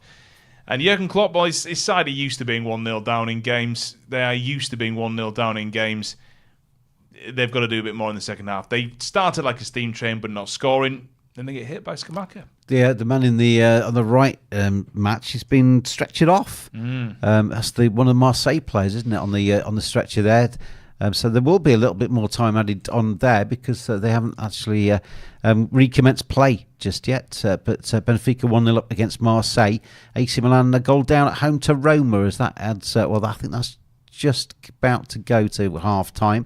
Aston Villa against Lille. We've got 2 minutes of added time there at the end of the first half. We're into the second one of those. And there's 2 minutes of added time in Bruges. Club Brugge at 1-0 up against PAOK. And they have about a minute left there to play of the first half. 2 minutes of added time, Benfica, Marseille, but that will be extended a little bit because that stretcher is still going around the edge of the pitch. And we've got 3 minutes of added time between AC Milan and AS Roma. There's about 1 minute, 45 seconds of that still to play. I've got Hakan's message now. Yeah. Only just come in. Did you back all of the matches in the first half to go over 0.5, or did you just single out the Leverkusen West Ham game? Hakan, it was my question to back at you. But half-time between Villa and Lille, 1-0 to Aston Villa. That Ollie Watkins goal separating the two sides there. That Conference League is kind of, for teams in it, it's Europe, isn't it? I know it's kind of third tier and all the rest of it. But I don't necessarily think it's the best way to do it, but once you're in, it's a chance of it. You look at West Ham. West Ham had a great year last year and they won it. And how many trophies are West Ham going to win? And their fans had a fantastic day out, won a final, and celebrated wildly. It's a good day to be a West Ham fan. Once you're in a competition, you might as well try and win it. Yeah. So, I think every reason for Aston Villa to keep the foot down and try and get through into the final of the Conference League. Some good sides in that. I mean, Lille aren't shabby. But we are at half-time there. How much time is going to be... We should be nearly at half-time between Benfica and Marseille. That incident's been cleaned up now and the injured player has been removed. The two games with English teams in are both at half-time. Yeah. We've got, 20 seconds, maybe not even that, in the Milan-Roma game. And there's obviously been late delays in this. He's blown his whistle. Marseille-Benfica, but Michael Oliver still blows a whistle. Yeah, half-time in 3 of the 4, and I think as I'm speaking, we're about to get half-time in 4 of the 4. Hopefully, the night's going well for you all out there. Thank you for joining us here on Clubhouse TV with sportsbet.io. Hopefully, you've got some already successful bets on your betting slips, and hopefully you got some outstanding ones that are looking good for the second half. Tell us how you're betting this evening. Tell us what you're up to. Tell us where you are. Tell us what you're doing. What your hopes and fears and dreams are. We're at half-time everywhere. And your fears. I don't know about your fears. I'll take dreams, but I don't know if I'll my fear is to look at the rotor and see Pete F next to my name. My fear is just being around James at any point, and the fact that he doesn't respect me despite the fact that I respect him. Oh, that's so sad. Sorry, I don't respect him. I got confused. Sorry. Jonathan Woodgate. We'll see you for the second half soon. Drink vodka out of a water bottle. See you soon, everybody. Right, another question for Jonathan Woodgate. Here we go. Question from Hakan2217. As a former footballer and coach, What do you think would have happened to Stones, Trent Alexander-Arnold or Walker if they were playing 20 to 25 years ago? I would imagine that this is possibly reference to the fact that their wing-backs who charge, certainly TAA and Walker and John Stones, who likes to bring the ball out. And by the way, what a goal from John Stones last night as well, although the keeper could have done much better, in my opinion. But where do you think these players would have fitted in 20, 25 years ago in football? All been fine. All been absolutely fine because they're all top-quality players. Stones can play. Maybe 20, 25 years ago, it wasn't always happening from the back, but John Stones can play. Alexander-Arnold, okay, very attacking. Maybe in my day that he'd have been tucked in a lot more, but Kyle Walker, not a problem at all. Not a problem. He is. I really rate Walker. I think he's even improved even more since he's gone to Man City from Spurs. He's a first-class player, but they'd all fit in 20, 25 years ago without question, in my view. The interesting thing about Kyle Walker, by the way, is he is an absolute athlete, isn't he? And he's 32. Now, 20, 25 years ago, 32 is pretty much at the time when people are starting to question whether you hang your boots up and that's you done and dusted. Yeah. Whereas now, Kyle Walker and the likes of look like they could play football till they're 35, 36, 37 at the top level. Yeah, well, I think with players these days, they look after themselves a lot more. Yeah. And they've got that, the way of preparing for games, recovering after games, heart rate monitors on, testing how far they're running, what they're doing distance-wise. A lot of them can tell how many jumps you've made, how many accels, decels. I mean, with them now, with the sports science side of the game, that'll help the players really go on to the next level because of training. Like for example, if we'd have played on a Saturday at Leeds, we'd have a Sunday off. We'd come in on the Monday. It'd be a hard session, really hard. We'd run again on the Tuesday afternoon.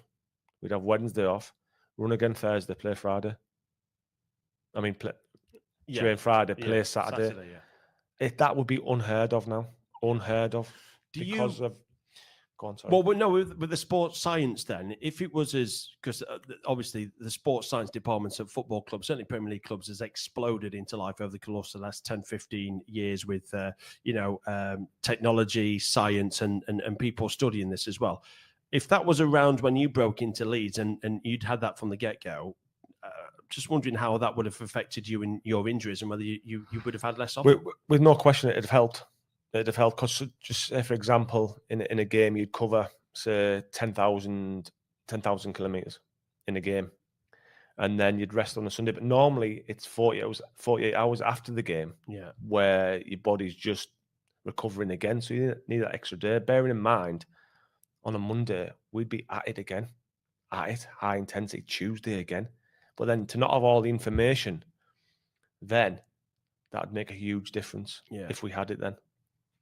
Thank you. Another question for Jonathan Woodgate. Another question from Off-Branded. Who, in your opinion, is the best centre-back in the world right now? And I will add a further question to that, which is why? Who is the best now? Virgil van Dijk. What do you think the start he's had this season? Because he seems not quite the Virgil van Dijk of last season at the moment. I think it's not always Virgil van Dijk. I think it's the players around him as well. I don't think he's had that part. Well, he hasn't had that partner all season. It's been changed. So they've had Matip in a couple of games. Phillips. They've had Matip and Gomez. Gomez played in centre half a few times, and he hasn't that real structure around him. The midfield's been missing with Henderson and Thiago at times. So for me, he's the best. He sees danger so easily. He's never on his backside. Very, very rarely you see him on his backside. Reads the game so well, can pass it, can head, is quick, can score in the other box, defends his own box. I don't see a real weakness in his game. I just don't see it. Who was the centre half that you, if you did, when you were coming through the youth system at Leeds, and still when you broke into the Leeds first team, that you said, "There's someone I'm going to watch and study, and I'm going to learn a lot of"? Was there a centre half that you did that with? The viewers might. I used to watch Gary Pallister. Yeah. And Tony Mowbray as a young kid at Middlesbrough. Yeah. I used to love watching Gary Pallister, just because he used to bring the ball out of defence, and he could run past players, but he could defend also. I've got his shirt at home, actually, which I was looking at today. Yeah, a top move to Man United. Got in the PFA Team of the Year. Won Player of the Year. A fantastic player, and you look up to them type of players. How close were you signing from Man United, by the way? Because I know you actually, was it a trial spell as a youngster at Man United? I certainly know, bizarrely, you ended up playing snooker with Sir Alex Ferguson once. That's right. I was a cheeky young kid. And I was on trial at Man United. I'd say for about 18 months. You go on different camps with them and stuff. And every Thursday, Alex Ferguson used to come in and have a meal with all the players. And Brian Kim used to have a sing song. And he walked in the snooker room, and I was like, "Oh wow!" He went, "Who wants a game of snooker?" I'm not Welsh, by the way. And I said, "Yeah, I'll play." I said, "No, playing with him." Cheeky young kid. I said, "Oh, yeah, it was brilliant, though." Just to see that a manager coming in at the room, I was like, "Oh."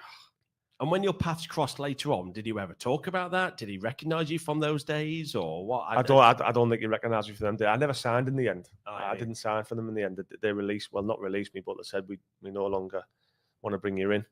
So that was fair enough. Okay. Another question for Jonathan Woodgate. We're getting close to how well do you know Jonathan, by the way, and your chance to win a 10 USDT free bet. Another question from Mellor Jones. Who was the striker who challenged you the most? Who was the most difficult that you faced? Well, I've got three.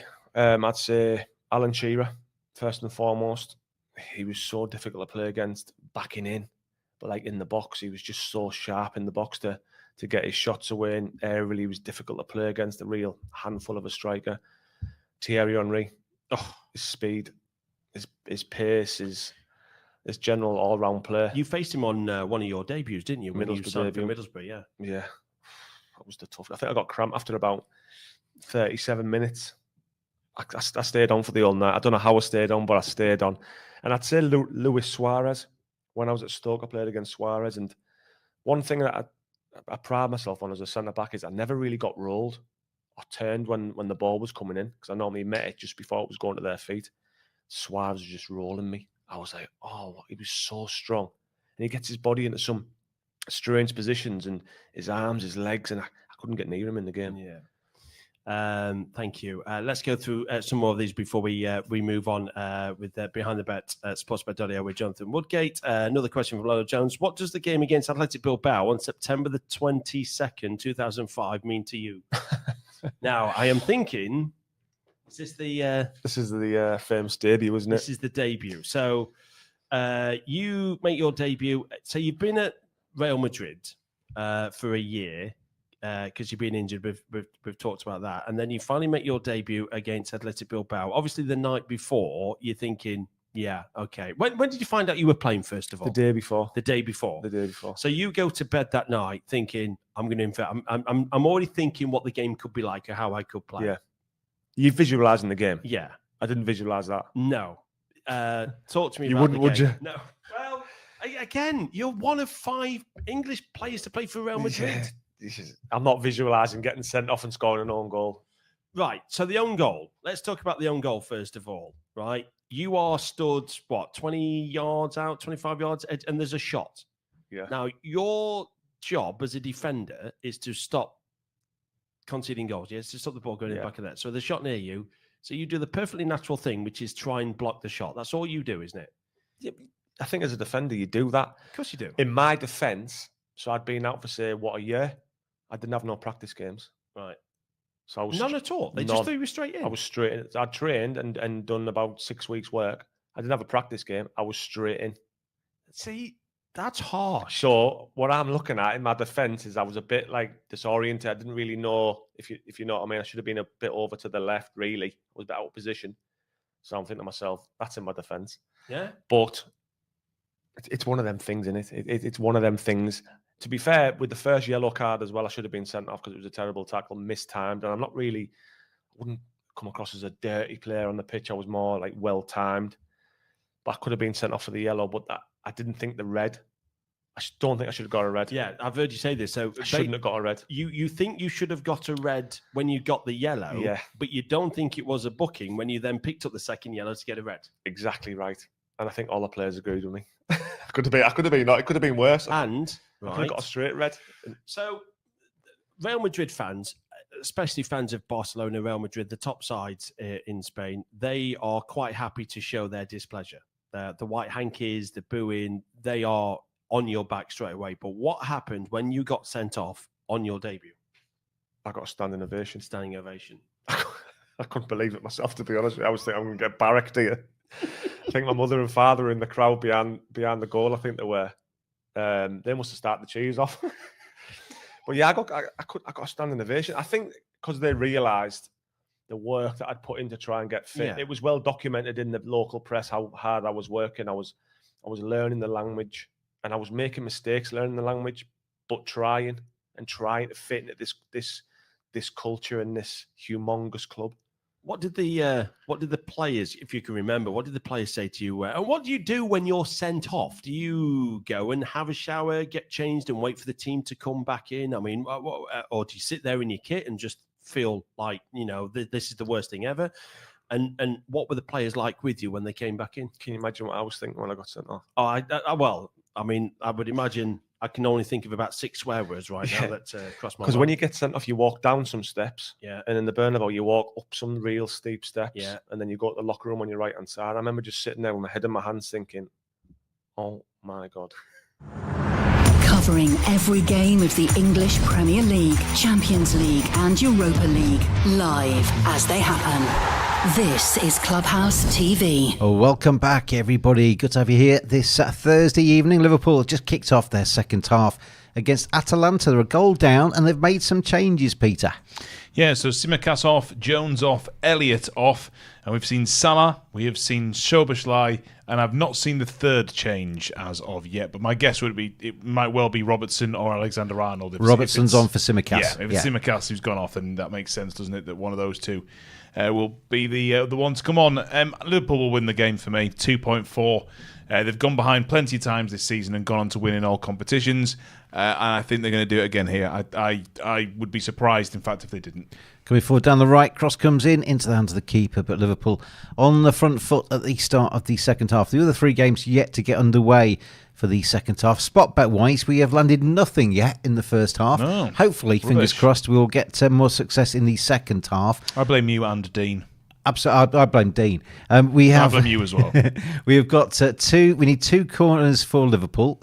That will land one of the spot bets. We also need a first yellow card in the Leverkusen West Ham game. That's just kicked off for the second half. There's been 1 yellow card already in that game. Paquetá in the book in the first half. So we'll see how those develop. There are more spot bet opportunities as we go through the second halves as well. So fingers crossed, Clubhouse Creatures, we can get you some free bets as we go through the second half of these Europa League quarter-finals. Clubhouse TV with sportsbet.io. Fun, fast and ferociously fair. DeChambeau now 7 under. We've got 1 hole to play. He's 3 clear of Danny Willett, Fox, Anne and Hovland. And Victor Hovland off to a good start. One of my favourite players is Victor. Not had the best of times, but if Danny Willett is involved in the final day in the mix, that's one of the most incredible stories of the last few years in golf.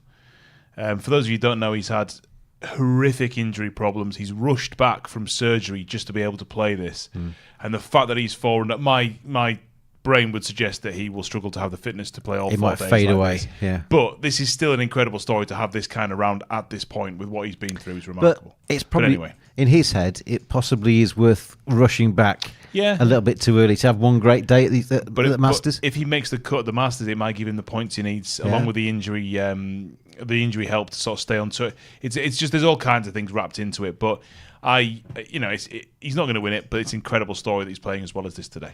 Imarios says, hello, Imarios. Hello. And in Cyprus, Imarios. And he says, where are the goals, Peter? Where are the goals? It's not my fault. I think there'll be more. I think there'll be over 2 point, maybe even over 3.5 this Liverpool game. And I'm still backing Liverpool to win at 2.42. As for Marseille, they were the slightly worse of the 2 teams in the first half, but we're talking like millimetres. They really weren't that much worse. It was Milan who got really badly injured. Iliman Ndiaye, formerly of Sheffield United, of course. Just a reminder, our big spender tonight, that big bet alert that we were notified by Viv about earlier. The bet was 353,536 USDT, and the price was 3.02. to win $1,067,681 USDT. He needs over 2.5 goals in the AC Milan Roma game, currently 1-0 to Roma, and he needs over 2.25 in the Villa Lille game, currently 1-0 to Villa. Corner Liverpool. Got the first of the corners. If this is headed behind, Pete, we got a spot bet landing. Come on, head this behind for another corner. Am I still doing the wheel of whatever? You can do it however you like. All right. But I'll put you in charge of the draw, if that's what you're asking. All right. So that is going to be your responsibility, Pete. So treat it seriously. Ball comes in from the corner, far too deep. It's going to be picked up by Liverpool. Chance to get it back in. Oh, it's been belted. Well, I mean, it's ridiculous. Overhitting their crosses left, right and centre. But Szoboszlai gets it back in. It's almost become another corner. Headed away by the defenders. And Liverpool come again. But we've had one corner then. We need a yellow card in the West Ham game. Spot bets might be don't go anywhere. Don't go anywhere at all. The spot bets are about to land, I feel. Anyway, we have got Liverpool currently 2.42, a goal down at home. They don't lose at home. They are a good side. They brought on all of their subs. 2.42 may appeal to many of you out there. Gamble responsibly. 3.25 the tie. 3.05 for Atalanta. Let's have a look at Benfica Marseille, Pete. 1.26 for Benfica. The tie is 5.116 for Marseille. Both of us had a little bit of an inkling to Marseille. They started off as the outsiders, but Benfica are doing the job at the moment.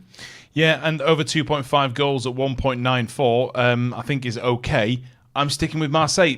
Marseille or draw, pre-match was my favourite bet of the night. I'm sticking with it now. 3.75. It's obviously a bigger price now with them 1-0 down.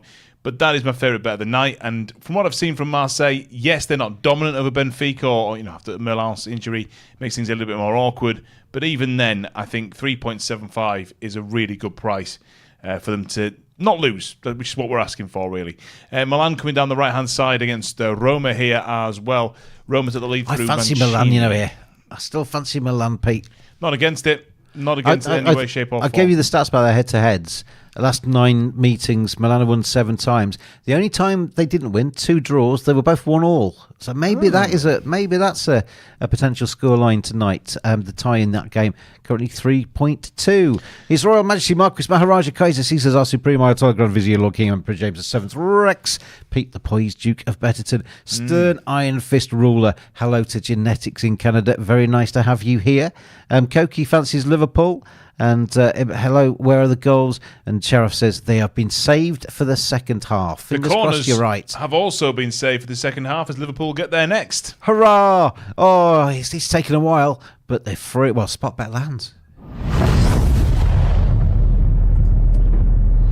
So then, everybody, you know how this works. Dean will go in the Telegram chat. You stick in your sportsbet.io usernames, and when Dean feels the need, he'll go stop. And then anybody in between the go and the stop will be in the draw. Pete will draw out 2 of you, and you will win 10 USDT. So good luck, everybody. And this is showing you behind the curtains, but Dean, if you could somehow show me how many people are in the competition once you put stop in, that would be lovely, my friend. Just so lazy. Can you not count? These people have been watching this channel long enough to know not to trust me to count anything. So I think it's probably best that we get someone who's got a brain in their head to count for us. That's a very fair point, And then I'll Pete. simply press just enter on this wheel of spin thing, and hopefully I'll be able to get the numbers right from there. You state your case very well. Yes. Hey, listen, I've got other strengths. I don't need to be able to count good. Plenty of entries coming in. Good luck out there, everybody. And 2 of you will win 10 USDT. If you get a yellow card in the West Ham game, then there will be another draw. And I'll think of something else in the whilst this draw is being made. We'll come up with something else. We'll have 2 running together. We'll have the West Ham yellow card and something else. 2 more goals in the match in any of our matches in total. It's possible. Okay, well, fine. I'm not even. Well, I'm not. Do you know what, James? No, I'm not even going to try and have an impact on this. I'm going to say. No. I'm going to say now what it's going to be. You do what you want. No, I'll not even bother. I won't even open my mouth. A goal for AC Milan or a goal for Liverpool. Either or to win another spot bet. I don't actually mind that, to be fair. So one of the 2 sides losing at home to score a goal, basically. AC Milan and Liverpool to score will land another spot bet. But also the yellow card in the West Ham game as well is still running. So have we got the stop, Pete? So Dean will raise his fingers. Right, you've got the number. So your duty now. Can you do that again, but slower? Right, that's 10. That's a 5. So that's 15 in total. If you could just give me a nod to make sure I've got that right. Dean, is that correct? Yep, thank you. Honestly, spoon-fed. I mean, Dean, why don't you just do the draw? No, I'm doing the draw. I just don't do any of the difficult stuff, like the counting. Okay, James, you ready for number... You the managed first this. of them? Yeah. It's just pressing a button, wasn't Yeah. it? It was 6, and it just crept into 6, James. 6. Number 6, person 6, is the first of the two. It's Brahi. Well done, Brahi. You're a winner on Clubhouse TV with sportsbet.io. 10 USDT will be yours.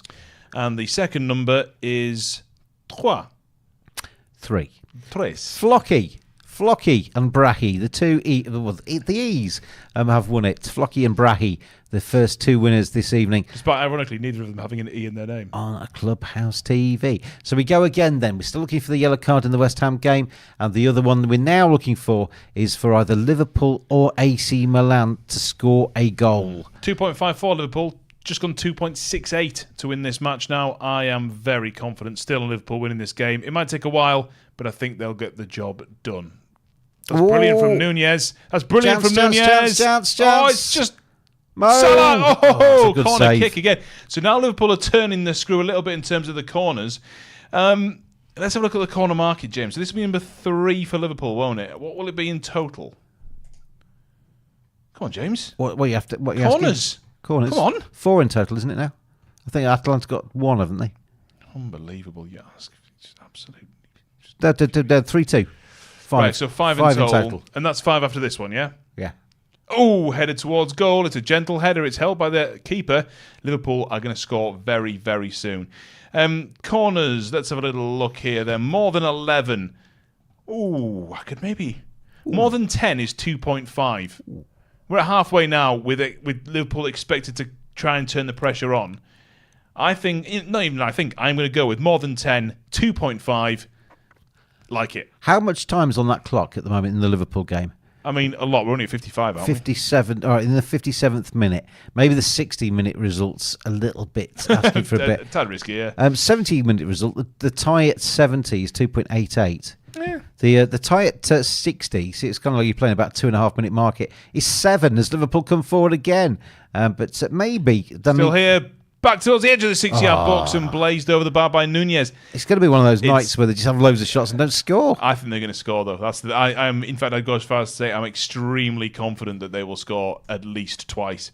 Atalanta will crack. Liverpool will stop putting the ball over. That's quite an awkward one because he has got the body coming across. And he's trying to put it, sort of spin his foot round it.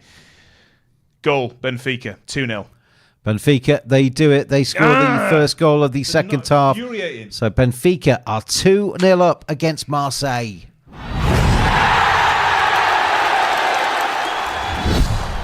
So if you're on Benfica, happy days. If you're Pete, not. Pete's not happy. No, I'm not happy with that at all. Angel Di Maria, I think the goal scorer of the second for Benfica. Just sort of sloppy from Marseille again here. I mean, it basically starts with them trying to pass their way out, failing, a Benfica body being in the way, the counter-attack, not looking... Why aren't you looking behind you? You're a defender. Look behind you, man. And it's tapped in by Angel Di Maria. Absolute pleasure, Brahi. He's saying thank you, King and Pete. And Chi, Dark Devil and Jeremy Power. Your sportsbet.io usernames came in after the stop. We didn't count you. Nope. Maybe refresh your feeds because you might be just running a little bit after everybody else. So refresh your feeds and next time we have a spot bet, you'll have more of a chance of being in contention. The broadcast is not over. We are here until the end of this game. Luis Diaz, by the way, I think getting ready to come on as well for Liverpool. He's throwing everything at them now, isn't he? Yeah, and I think quite rightly as well. I honestly don't think Atalanta hold out. Just trying to work out when Hideki gets his first shot today. When does Hideki Matsuyama tee off? Give me 1 second, I'll find out. I need to follow him closely. He's carrying my money in the Masters. So come on, Hideki, Japan's finest. In fact, he's up and running already. He's 2 over. He's 2 over par. 2 over through 10, in fact. Oh, Hideki. He just had a very flat round. He bogeyed the 6th and the 7th. Well, that's not good news, is it?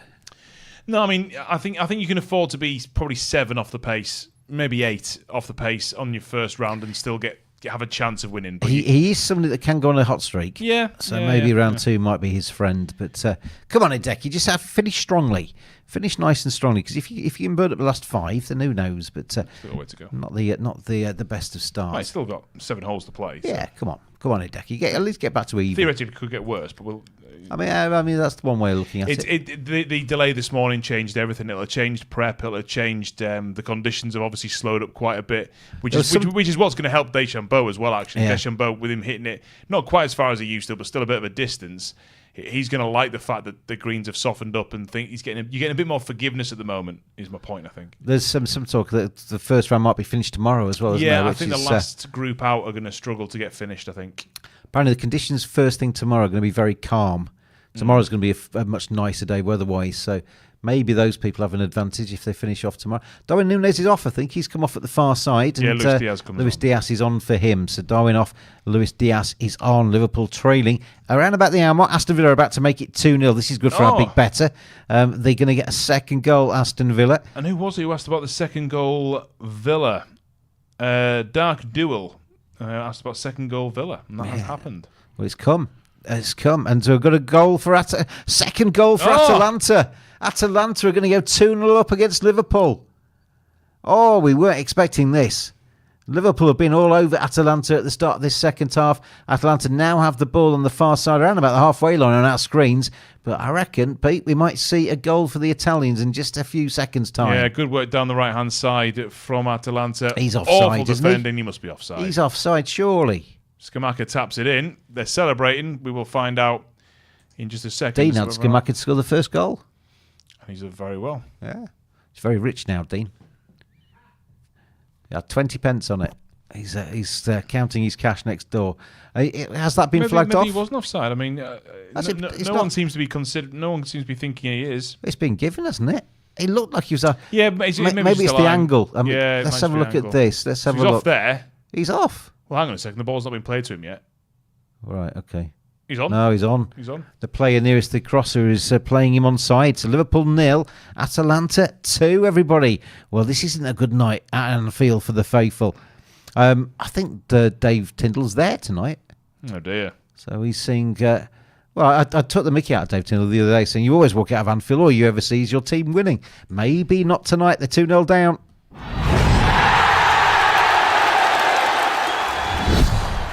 So, Jurgen and co, can they, Pete? Can they?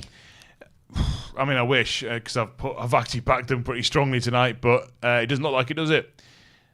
They could draw the game. They'll definitely score. They will definitely score.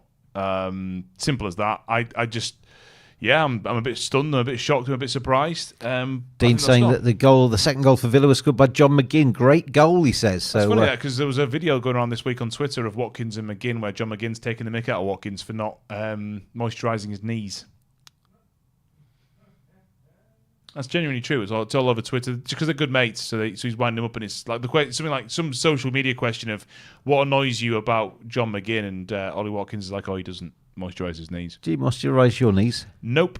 Would never have even thought of doing it. I do it every morning. Yeah. You do your own knees, you mean? I do my own knees. Yeah, you don't. I don't do yours. No, I don't come around. Knock on the front door very early. I've got some moisturiser, Pete, again. If you do that, I'll be knocking on something and it'll be a damn sight harder and a lot more violent. So we are. I mean, so right for our big punter. He's now got 2 goals in the Villa game. He needs 1 more, basically. And at the AC Milan Roma game, though, we're currently with just the 1 goal with 33 minutes to play. I don't know how many more goals we've got in this, James. It's sitting relatively flat at the moment.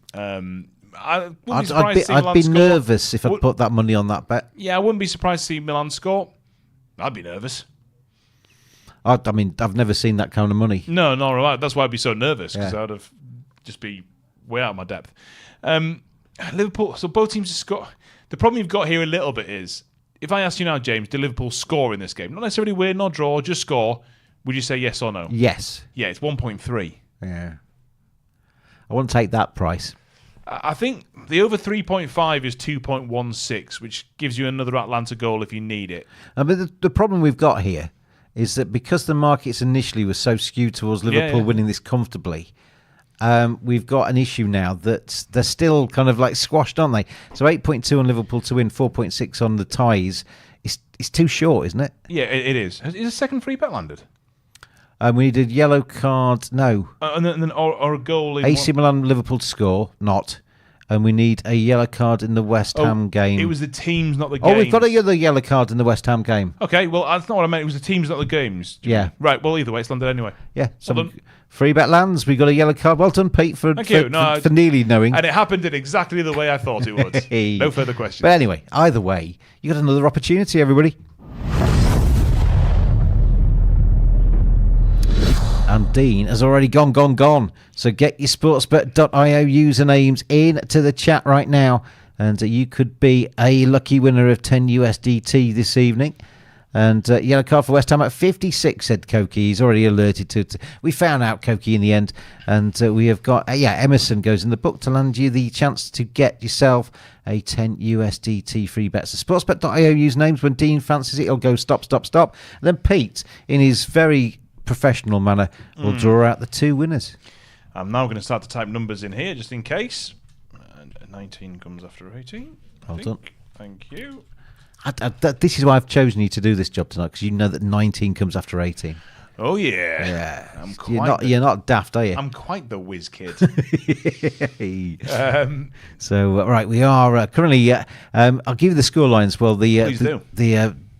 The entries come in, and I'll give you the prices as well. AC Milan is 6, 3.2 the time, 1.74 for Roma. They lead by a goal to nil, the away side. And Bayern Leverkusen against West Ham is goalless as we stand, and 1.74 for Bayern, 2.52 the tie, 12.5 for West Ham. Atalanta are 2-0 up away at Anfield. Liverpool are 9, 4.8 the tie, 1.37 for Atalanta. Benfica 2-0 up against Marseille. They're 1.03. You're not going to get rich on that. 17.5 the tie, 40 if you fancy Olympic Marseille to come back and win from there. Aston Villa are 2-0 up in the Conference League. They are 1.02. 24 the tie, 48 for Lille. And Club Brugge against PAOK is 1-0 to the home side. They're 1.19. 6.2 the tie, 23 for PAOK to win. We've got the stops. Yep, Roma have put one just wide a few moments ago, but it remains 1-0 to them there. So we need the two winners now, Peter. Your job springs into action. Well, once I know how many entries we've had, James, I will furnish everyone with those numbers. Dean's having to take your shoes and socks off to count. Oh. He's well into it. Let's not bother him. Everyone. Is he concentrating? Right. Okay. Yeah. That's 18. Right. Go on then. Go for it. Grade out between Do you know Villa. what I like about Dean, right? It's the first time I've met Dean. Yeah. He does his job competently, but he also treats me with the level of disrespect I deserve. Yeah, you know what I mean? Whereas I think you're disgustingly disrespectful, and it makes me angry. That's whereas I think Dean treats me with a level of respect that's also disrespectful, and I think that's respectful. That's true. Aston Villa 2, Lille 1, by the way. So the one half of the... I've already forgot what number it was. It was 18. One half of the Big Spenders double is in the Aston Villa game, and the Lille game goes over 2.5 goals. First winner, Peter. Just wait for the wheel to finish. That is Yellow 11. Well done, Yellow 11. Just 11. Who's that? Am I doing that bit? Yes, please. Right, here we go.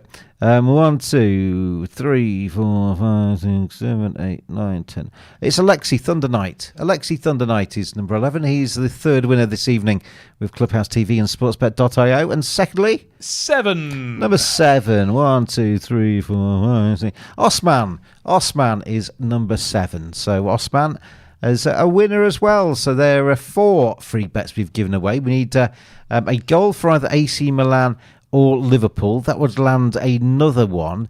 We need something else to happen. What should we go for? Any particular fancies? 2 more total goals. 2 more total goals. Okay. Any team. Okay. Any moment before full time. So if AC Milan and Liverpool score, then that'll get us 1 spot bet, and it'll also get us the other as well. That'd be fantastic. Lille have scored. Yes, Thank you I've to. I've done that bit. Sorry? I've done that bit. Yeah, I know, but I'm about to do a review and look for another bet if that's all right with you. Okay, yeah. And the big better, that's half of his double, but he needs 2 goals in AC Milan Roma. Yeah, I know that. 2 goals in AC Milan Roma. No, I know that. I was looking at it a minute ago. Yeah, I know that already.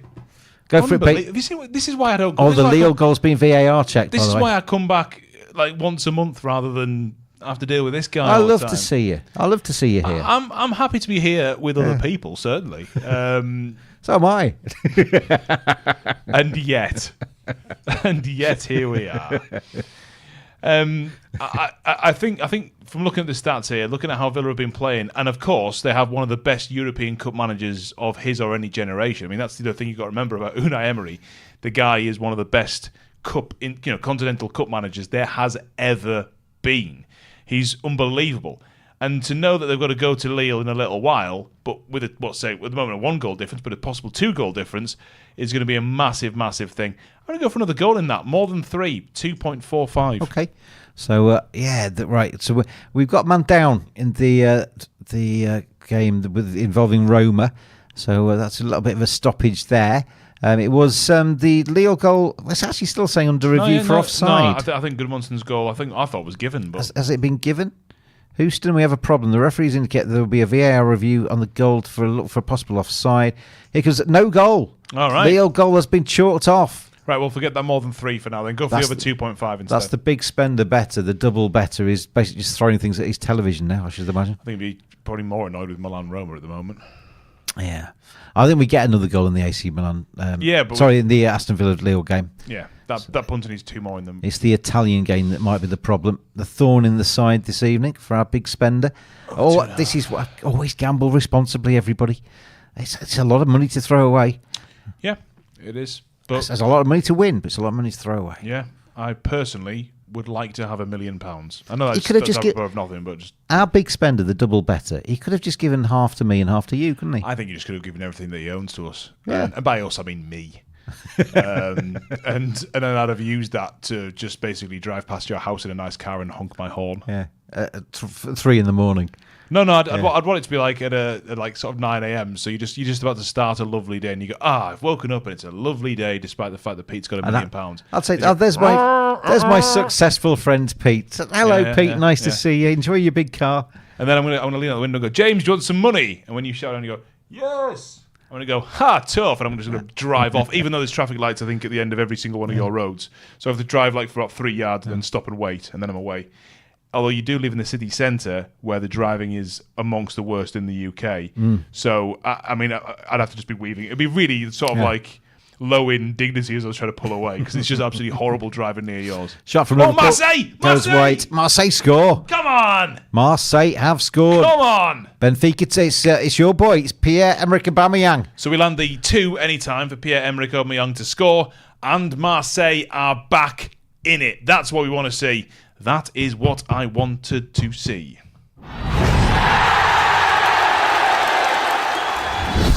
Awful defending from Benfica here. I mean, I don't know how that ball's even remotely got through to Aubameyang. I'd imagine that Dean's a big fan of that fella, because he was an Arsenal stalwart for a while. Oh, he's going like that. He's not keen. Yeah, I don't think Pierre-Emerick Aubameyang's history at Arsenal would suggest he's an immediately loved character. Scored a lot of goals for him. Yeah, but I mean, it was more trouble than he was worth, I would argue. If you watch that documentary, Arteta made a statement by getting rid of him, didn't he, to the rest of the squad? Well, that was the point, yeah. That was absolutely the point of what he did. It was 100% the correct call. Yeah. Absolutely. It doesn't make him a bad player, though. He's a very good player. No, I mean, you think back to his days at Dortmund, where he was brilliant, and obviously, I first fell in love. Well, not fell in love, but in his time elsewhere in Germany, where I mean, because when I first started doing commentaries for UEFA, name drop, he was at Saint Etienne, and it was that Saint Etienne side that had so much quality in it, but an atrocious manager. So they just ended up playing the most boring football in the world, and yet he was this incredible kind of flash of genius within what can only be described as awful, awful football. He loves you apparently as well.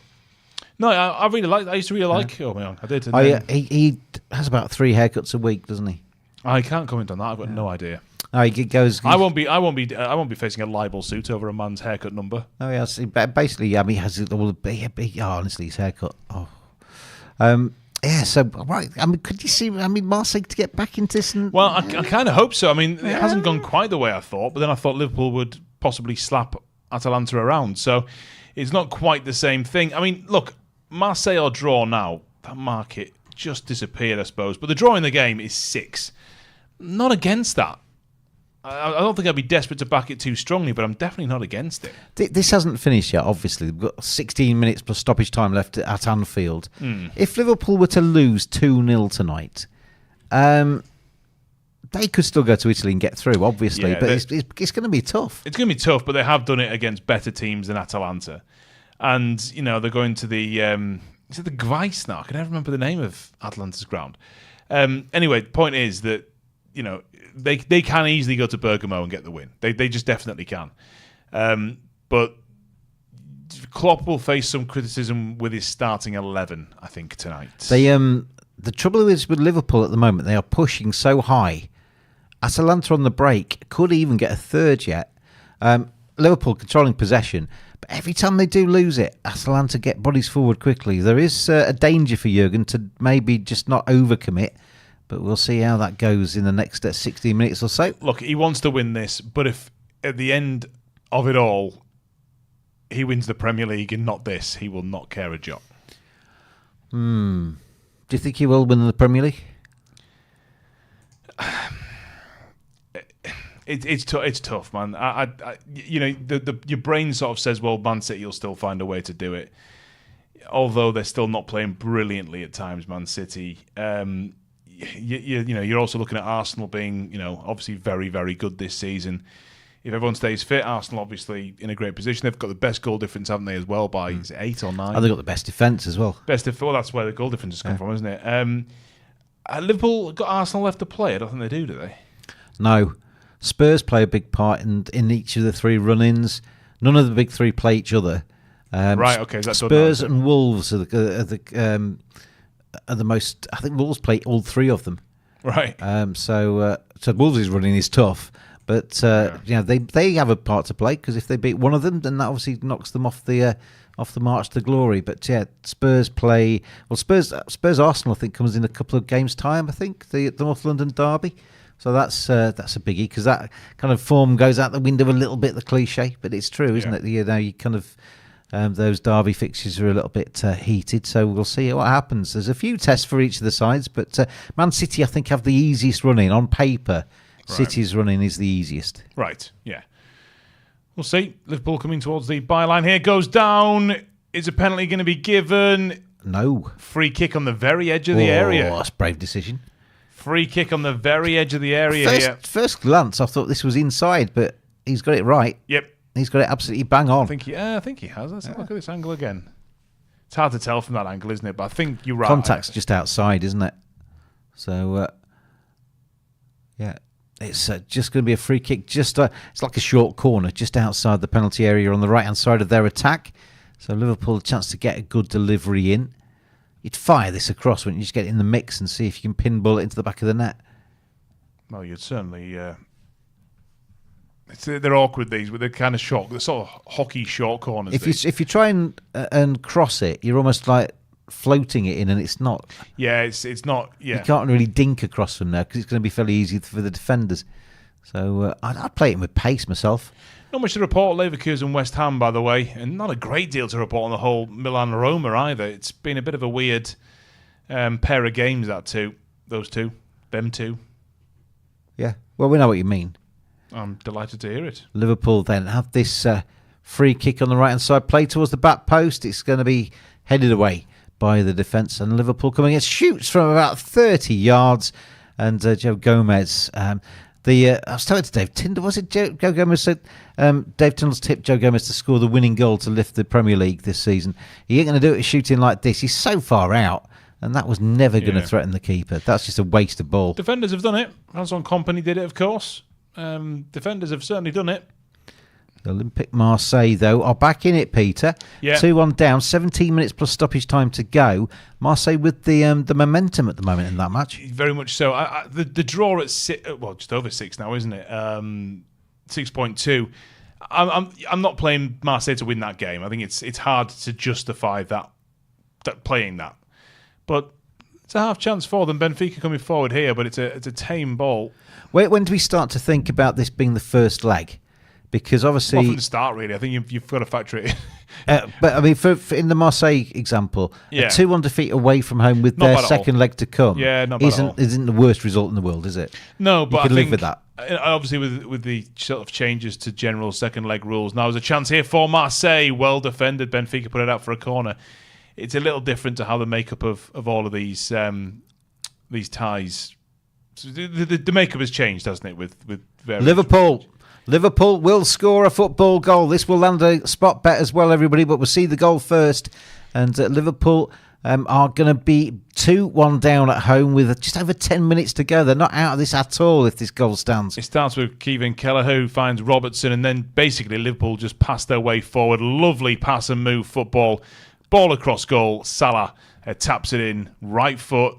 Looks across, offside. Oh, so it's just not quite going for them, is it? I mean, he's done that so many times, Salah just popped up at the back post, but this time he's just offside. It does not count. So Liverpool are going to have to do it all again. Let's have a little look at this. Is he off? Only just, but he is off. It's only just. It's his right shoulder. Oh. He's just off. That looked tight. If nothing else, that was very, very tight. Jurgen's going through the mill at the minute on the sidelines here. He's doing everything he can to throw all of his arsenal, for want of a better phrase, at Atalanta, but it's not quite working. Took a while for that to land, James, if I'm honest.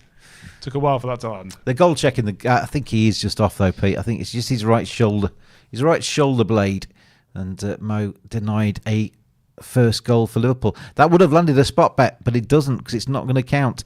So we still need AC Milan or Liverpool to score.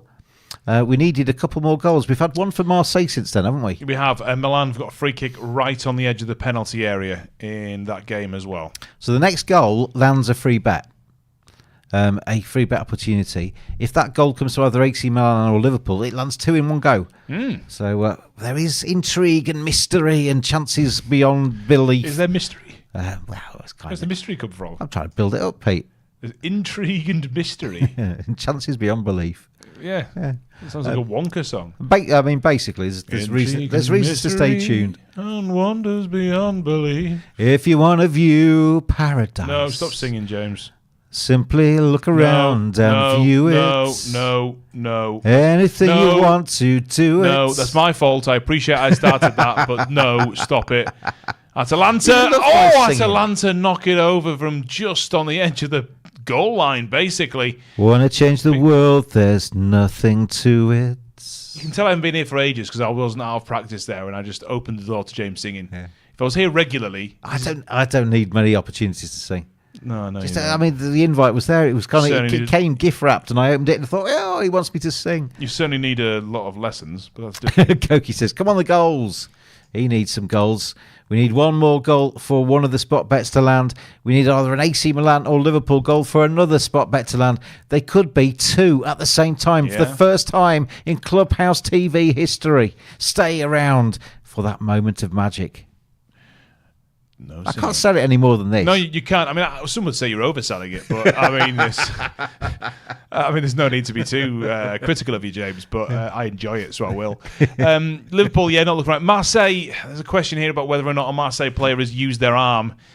Is it Bayeri who's been pulled across here?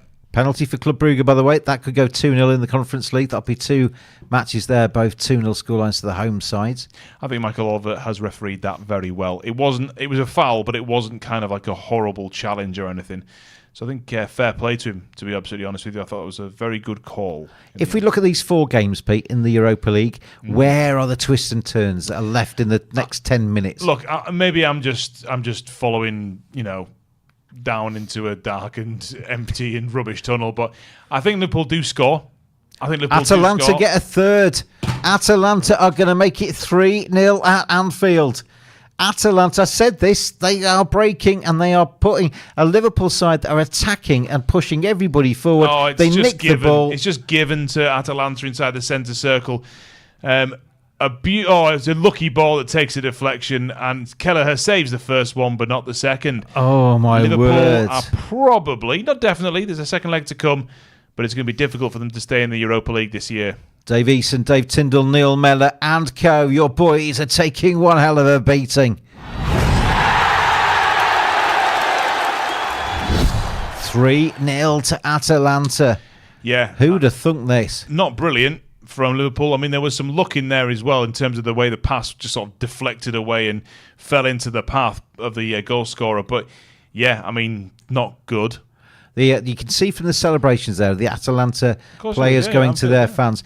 A second, when it was 2-0, it was kind of like, yeah, we're doing a good job here. We've got to hold on, blah, blah, blah. You take a 3-0 lead back to Italy, that is hard to overhaul. Leverkusen are going to nick a goal against West Ham. Leverkusen find a way. 2 goals in We've any had games. 2 goals. We're going to land a spot bet. Leverkusen's march continues this season. West Ham, 1-0 won't be the worst result to take back to London, but Leverkusen lead by 1-0.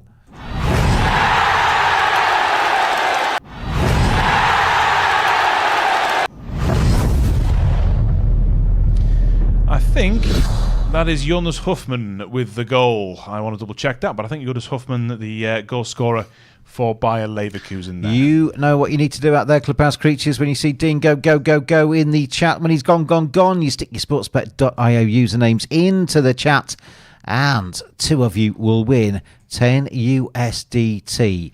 That means we are now looking for an AC Milan goal or a Liverpool goal, and then we are looking. We have one more, shall we? We have one more. If we get a red card anywhere across these Europa League games, another spot bet lands, and that will be job done. That'll be a full house if that happens. And the winner, well, that's going to say the winners are coming in. The entries are coming in. We'll fight. Well, it's yet to be decided who's won. Yeah, technically though, 2 of them will be winners. Yeah. So it does make sense to say the winners will be coming in. We just don't know which ones are and the winners losers, but we can't really refer to the creatures Chance as losers. Liverpool, strike well saved by the keeper. The creatures aren't losers, Pete. No, I didn't. You said they were. I didn't. I said nothing about losers. I said that there are 2 of them who are definitely winners. We just don't know which 2. How dare you? No, James. I won't stand for that. I won't stand for that. I won't even make a joke of it. Liverpool are. I mean, they've had so many chances tonight. They've been blazing shots over the crossbar. They've hit the woodwork. But look at the Atalanta fans. They are at Anfield and they are loving it. 3-0 up against Liverpool. Liverpool out to 90 to win. They're not going to win. 55 the tie. They're not going to tie. Can Liverpool, though, at least get something on the board? Something to take to Italy? I've said yes several times today, and every time I've said that, Atalanta have scored, so I'm washing my hands of Liverpool scoring in this game now. I've said it several times. Atalanta have scored every time I've said it pretty much, so don't know. I mean, you're right. Klopp will get a little bit of grief on it because that team that he put out at the start was only... Strong.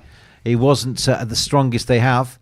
And he's obviously got matches to come in various competitions and has maybe just underestimated the threat of Atalanta tonight, and they have made him pay for it. 3-0 up, the Italian team there. Plenty of entries coming in, and when Dean is ready, he will, and only when he's ready, he'll go stop in the Clubhouse TV chat, and Pete will work his magic again. Yeah. Gianpiero Gasparini, very happy on the touchline. Jurgen Klopp, he's not, is he? He's not happy. It'd be weird if he was, though, to be fair. Stop has come in. So Dean will count up. You will get ready with your nimble fingers, and we'll have 2 more winners, everybody. 2 more winners. 10 USDT each time. Please don't refer to my fingers as nimble. I find it uncomfortable. Fancy fingers, then. That's worse. No. 10. Here we go. 18. Yeah. I'll help you. God. Yeah, well, it's not someone kicking a ball. How am I meant to keep up to date with that? So number 1, James. Number 1? No, number 1. Right. Okay. Number 1 is number 13. Is that okay? 1, 2, 3, 4, 5, 6, 7, 8, 12. It's Dark Duel. Dark Duel. Congratulations, you are a winner with Clubhouse TV and sportsbet.io. Dark Duel is a winner. Okay. Number 2 is number 1. It's genetics. Look at that. As if that's happened. James, can you just verify this? Because I'm sure I don't need to verify. We trust you, Pete. We trust you on Clubhouse number TV. 1. So Dark Duel and Genetics, the 2 winners that time, Dean, on Clubhouse TV with sportsbet.io. So we have 2 remaining potential spot bets. We need either AC Milan or Liverpool to score a football goal and a red card anywhere across Europe, including the Conference League, will land a final free bet. Lille get a goal against Aston Villa, 2-1. Aston Villa leading. It looks like our big spender, the big double man or woman, might be frustrated by Italy tonight. AC Milan 0, Roma 1. The over 2.5 looks like a long way away at the moment. Is now a good time to ask if that doesn't land? Is now a good time to ask for a pay rise from Sportsbet.io? Yeah, nice to have you with this Clubhouse. Well, I know one bet that Sportsbet.io. didn't come in, guys, and where's my raise? That's a nice little Chance of Liverpool, edge of the penalty area. Just last decision, the last finish all night has been garbage, basically. Maybe we should open our own bookies and we'll take only big stakes like that. I think having seen my competence or lack thereof of numbers, you and I opening our own bookies would be a disaster. Can you imagine having that kind of money and you thinking, oh, please don't score, otherwise I'm going to have to pay out that amount? Not even that. I'd be like, so wait, do we need to put this one as 2 or as 3? What do you mean?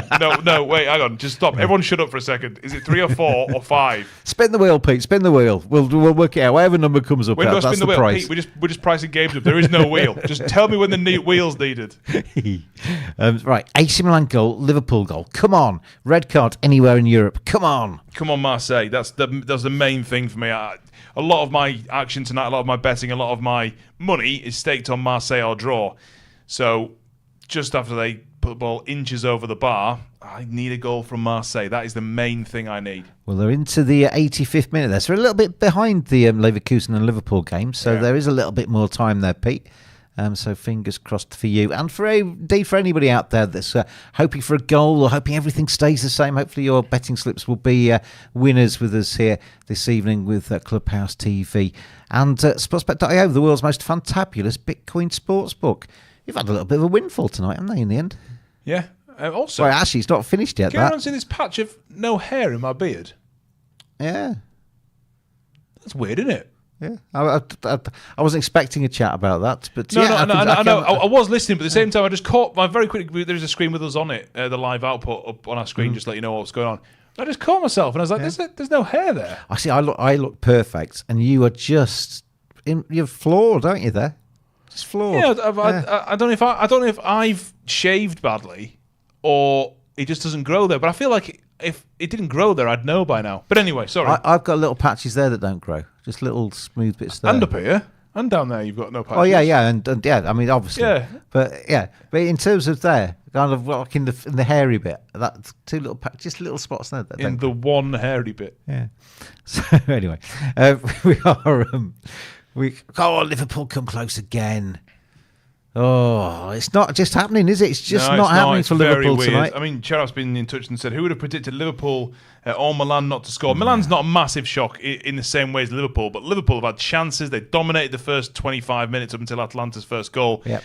That's a massive surprise. It is a huge surprise Liverpool haven't scored this evening. But I mean, again, it wasn't a great team. No, I'll rephrase that actually because there was a lot of quality in there. Leverkusen get a second. No, that's bad news for West Ham. That makes a 1-0 deficit. Now it's 2-0 that Leverkusen are going to take to London, and Leverkusen double their advantage.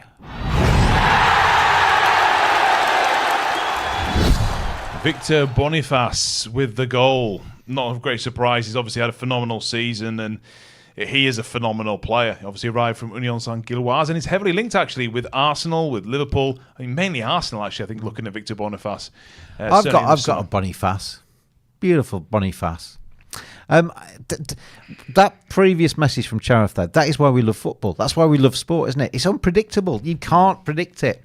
You can make all the stats in the world. You can talk about form. You can talk about they're better than they are. Sometimes it doesn't go to plan and you get unexpected results, and nobody tonight would have predicted Liverpool 0, Atalanta 3. No, absolutely not. I mean, you were looking at Liverpool being 1.33 pre-match to win the game. So you can imagine the price in Atalanta, and you can imagine the price in Atalanta to win 2-0 and 3-0 as well. Yeah. I still think Liverpool have a chance of scoring, but it's just not worth now at this stage of the game, putting some hard-earned on it. So just for the last time, we need an AC Milan goal or a Liverpool goal. That would land one of the spot bets. A red card in any of the 6 European matches tonight would land another spot bet. Then we're all done and dusted. So there's 2 outstanding spot bets, and that is what is required for those to land. And I could do with a Marseille equaliser, if I'm absolutely honest with you, just from a personal standpoint. So hopefully all 3 come in. Everybody's happy. Yeah, I certainly would be if Marseille got an equaliser. Anything you need, Dean, next door? Anything you need to happen? He's happy? Yeah, he's happy. He's just chilling next door. Dean is so low on our window that it looks like a puppet show when he's putting his hands in. Is he asleep, do you think? He's not asleep. He's being professional, but it's just kind of like... I mean, I'll definitely can show you on this camera. Yeah. Oh, that's better, everybody. Stay there, Pete.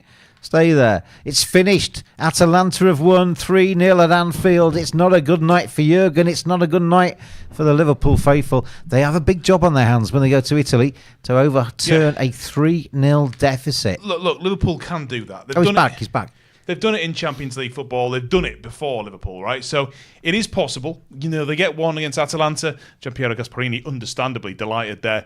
They are not completely dead in the tie, but I mean, they go out here. Man City stay in the Champions League.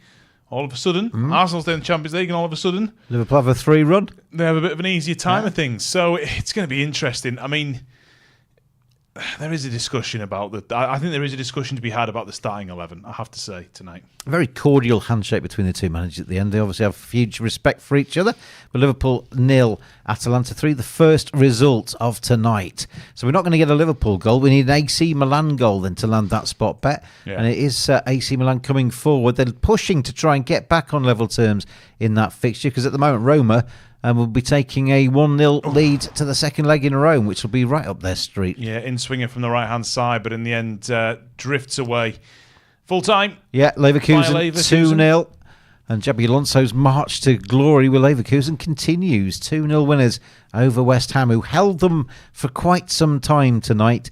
And the goals for Leverkusen coming in the 83rd and 91st minute.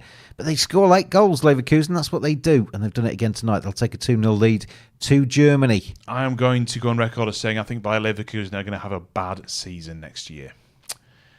That's what I think.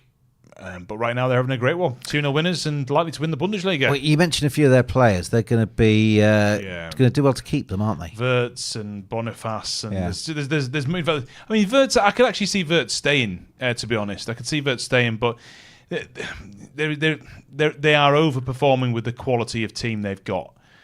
Which is great. Potential penalty check, by the way, for Milan. Ooh. Let's have a little look here. Let's have a look. Oh, it comes off his arm, and his arm's away from his body. So technically speaking, that's a penalty, isn't it? Check over, not given. Oh. Well, that'd have been nice. That'd have landed the spot bet. I mean, Boniface, if they sell him, they're going to get money. Well, you certainly hope so, yeah. But I mean, proper money. Welcome to two men finding out about a business. Now, if they sell him, I believe they receive fiduciary compensation. It's how they reinvest that, because he's obviously been pivotal to their... He scored a lot of goals for them. They need to find their replacement, don't they, with the cash? Yeah, and saying Leverkusen almost a year without losing a single game. Crazy, isn't it? They always score after the 80th minute. Yeah. Like Doug said, only 2 goals for the BSFL. I mean, one way to play Leverkusen matches is to just at the 80th minute mark back another goal in the game, isn't it? Lands every time. I thought Marseille were getting hold of that in the penalty area. I thought Aubameyang was going to get to that. We've got at AC Milan Roma, we have got 4 minutes of added time. We're into the second minute there. Between Benfica and Marseille, 3 minutes only. There's only about 1 minute and 15 seconds left there, Peter. Aston Villa against Lille, 6 minutes of added time. There's about 3 minutes of that left. And Club Brugge against PAOK has got 5 minutes of added time. There's about 3 minutes of that left. So coming towards the end of our broadcast tonight, hopefully you've had some winning bets. Pete needs a Marseille goal. Very much you so, need an AC Milan goal, or you need a red card, Clubhouse creatures, for the final spot bets to land. Fingers crossed that some of you get a smile on your face by the end of today, whether it's for those things I've just mentioned or your own betting slips as well. Hopefully you've got some winning bets as we've gone through this evening. I've had a couple of goal scorer selections land, but generally speaking, it's not been a brilliant night for me. You get tomorrow off, Clubhouse creatures. Friday you can do what you like with. And then make sure you join me on Saturday. I'll be back in here for the start of the Saturday in the Premier League. We've got Newcastle against Spurs, the first match, 12:30 kickoff. 4 games at 3, Brentford, Sheffield United, Burnley against Brighton, Man City against Luton, Forest against Wolves. And then we finish off with Bournemouth against Manchester United at 5:30. And on Sunday, Liverpool take on Crystal Palace, West Ham take on Fulham, they're 2 o'clock kickoffs. And then Arsenal take on Aston Villa at 4:30. Got a Monday night game as well this week. Chelsea take on Everton, 8 o'clock Monday evening. I'm back on the 21st, James. Are you? I'm doing a rare Sunday, a rare weekend day for me. Okay. Because, I think I'm on with you that day, aren't I? Yeah, possibly. Oh, God. Yeah. It's finished between Benfica and Marseille, I'm afraid, Peter. 2-1 to the home side there. Marseille certainly not out of that tie. Only taking a 1-goal deficit to France in the second leg. So, as far as the, West Ham 2-0 down against Leverkusen, you don't really, the way Leverkusen are playing this season, you don't really give them too much hope there. But Marseille have hope. Yeah, I would say they do. I would say they definitely do. Fair enough. An early goal for West Ham, though, in that second leg in London would give them, get them back into it, wouldn't it? We saw Lever tighten up against Karabakh as well. I don't mean in terms of tactically. I just mean they panicked a bit and tightened up, and they only just about managed to get through. So I think David Moyes will feel it's doable. Yeah. It's going to be tricky, but I think he'll feel it's doable. He'll be one of those, go out there, boys, and score the first goal, and then see where that takes you. Yeah. AC Milan then are still huffing and puffing. They can't get a leveller, though, against AS Roma. And we are running out of time for them. There's only, a matter of seconds left in that game if they don't play anything more than the 4 minutes of added time. So AC Milan at the moment being beaten at home. So AS Roma will have an advantage when they start the second leg in Rome, unless Milan can make the last 10 seconds count. But they are running out of time rapidly. Nearly at the end of the 2 games in the Conference League, of course, as well. Aston Villa leading Lille by 2-1, and Club Brugge 1-0 up against PAOK. So the home side's winning, but neither of those 2 matches have put more than 1 goal between either side there. So those quarterfinals very much live going to the second leg in those games. AC Milan, cross comes in, headed away, and that might be the final knockings. Referee can't be too far away from putting the whistle to his mouth in Milan. AC Milan having all of the ball here, Roma doing nothing but defend. No, yeah, but they're just, again, with that many bodies and this many poor crosses, you're not going to get through, are you? No. Their crosses are just too deep, aren't they? Yeah. AC Milan get the ball in again. That's slightly better. Is that going to be a corner? It is. So Milan have a corner right at the end here. Can they get a goal to make it 1 apiece against AS Roma? Going to need good delivery, better delivery than we've seen from a number of these crosses anyway. Yeah, they have not been brilliant. In fact, it's been a pretty flat game all in all, to be absolutely honest with you. They're just doing a job, aren't they? Right-hand side from AC Milan. Header is not quite connected with properly. That'll be a free kick to Roma. And Daniel De Rossi, suggesting that should be the end of the game, and I think I will agree with him. Club Brugge have finished 1-0 against PAOK. It's Aston Villa 2, Lille 1. That is a result in the Conference League as well. So we're just waiting for the final seconds. In fact, the referee has blown his whistle in Milan. So Roma take a 1-0 lead back to Rome for their second leg there. Hopefully, Clubhouse Creatures, you've had some success. Yeah. We've landed 6 of the spot bets tonight, so we could have done better there, but nearly got there. And Pete, thank you very much for your company. I will see you on the 21st. An absolute pleasure to be back, and I don't want to be here with James on the 21st. But I'm looking forward to being here generally. So thank you for your viewing and your nice messages. A lovely community. Keep that up. And I will see you in a few weeks. And James will see you soon. Saturday. Producer Dean, thank you for your work over the last 2 days. We'll see you again soon, I am sure. And Clubhouse Creatures, enjoy the rest of your day. Enjoy your Fridays, and we'll see you on Saturday. Cheers, everybody. Covering every game of the English Premier League, Champions League and Europa League, live as they happen. This is Clubhouse TV.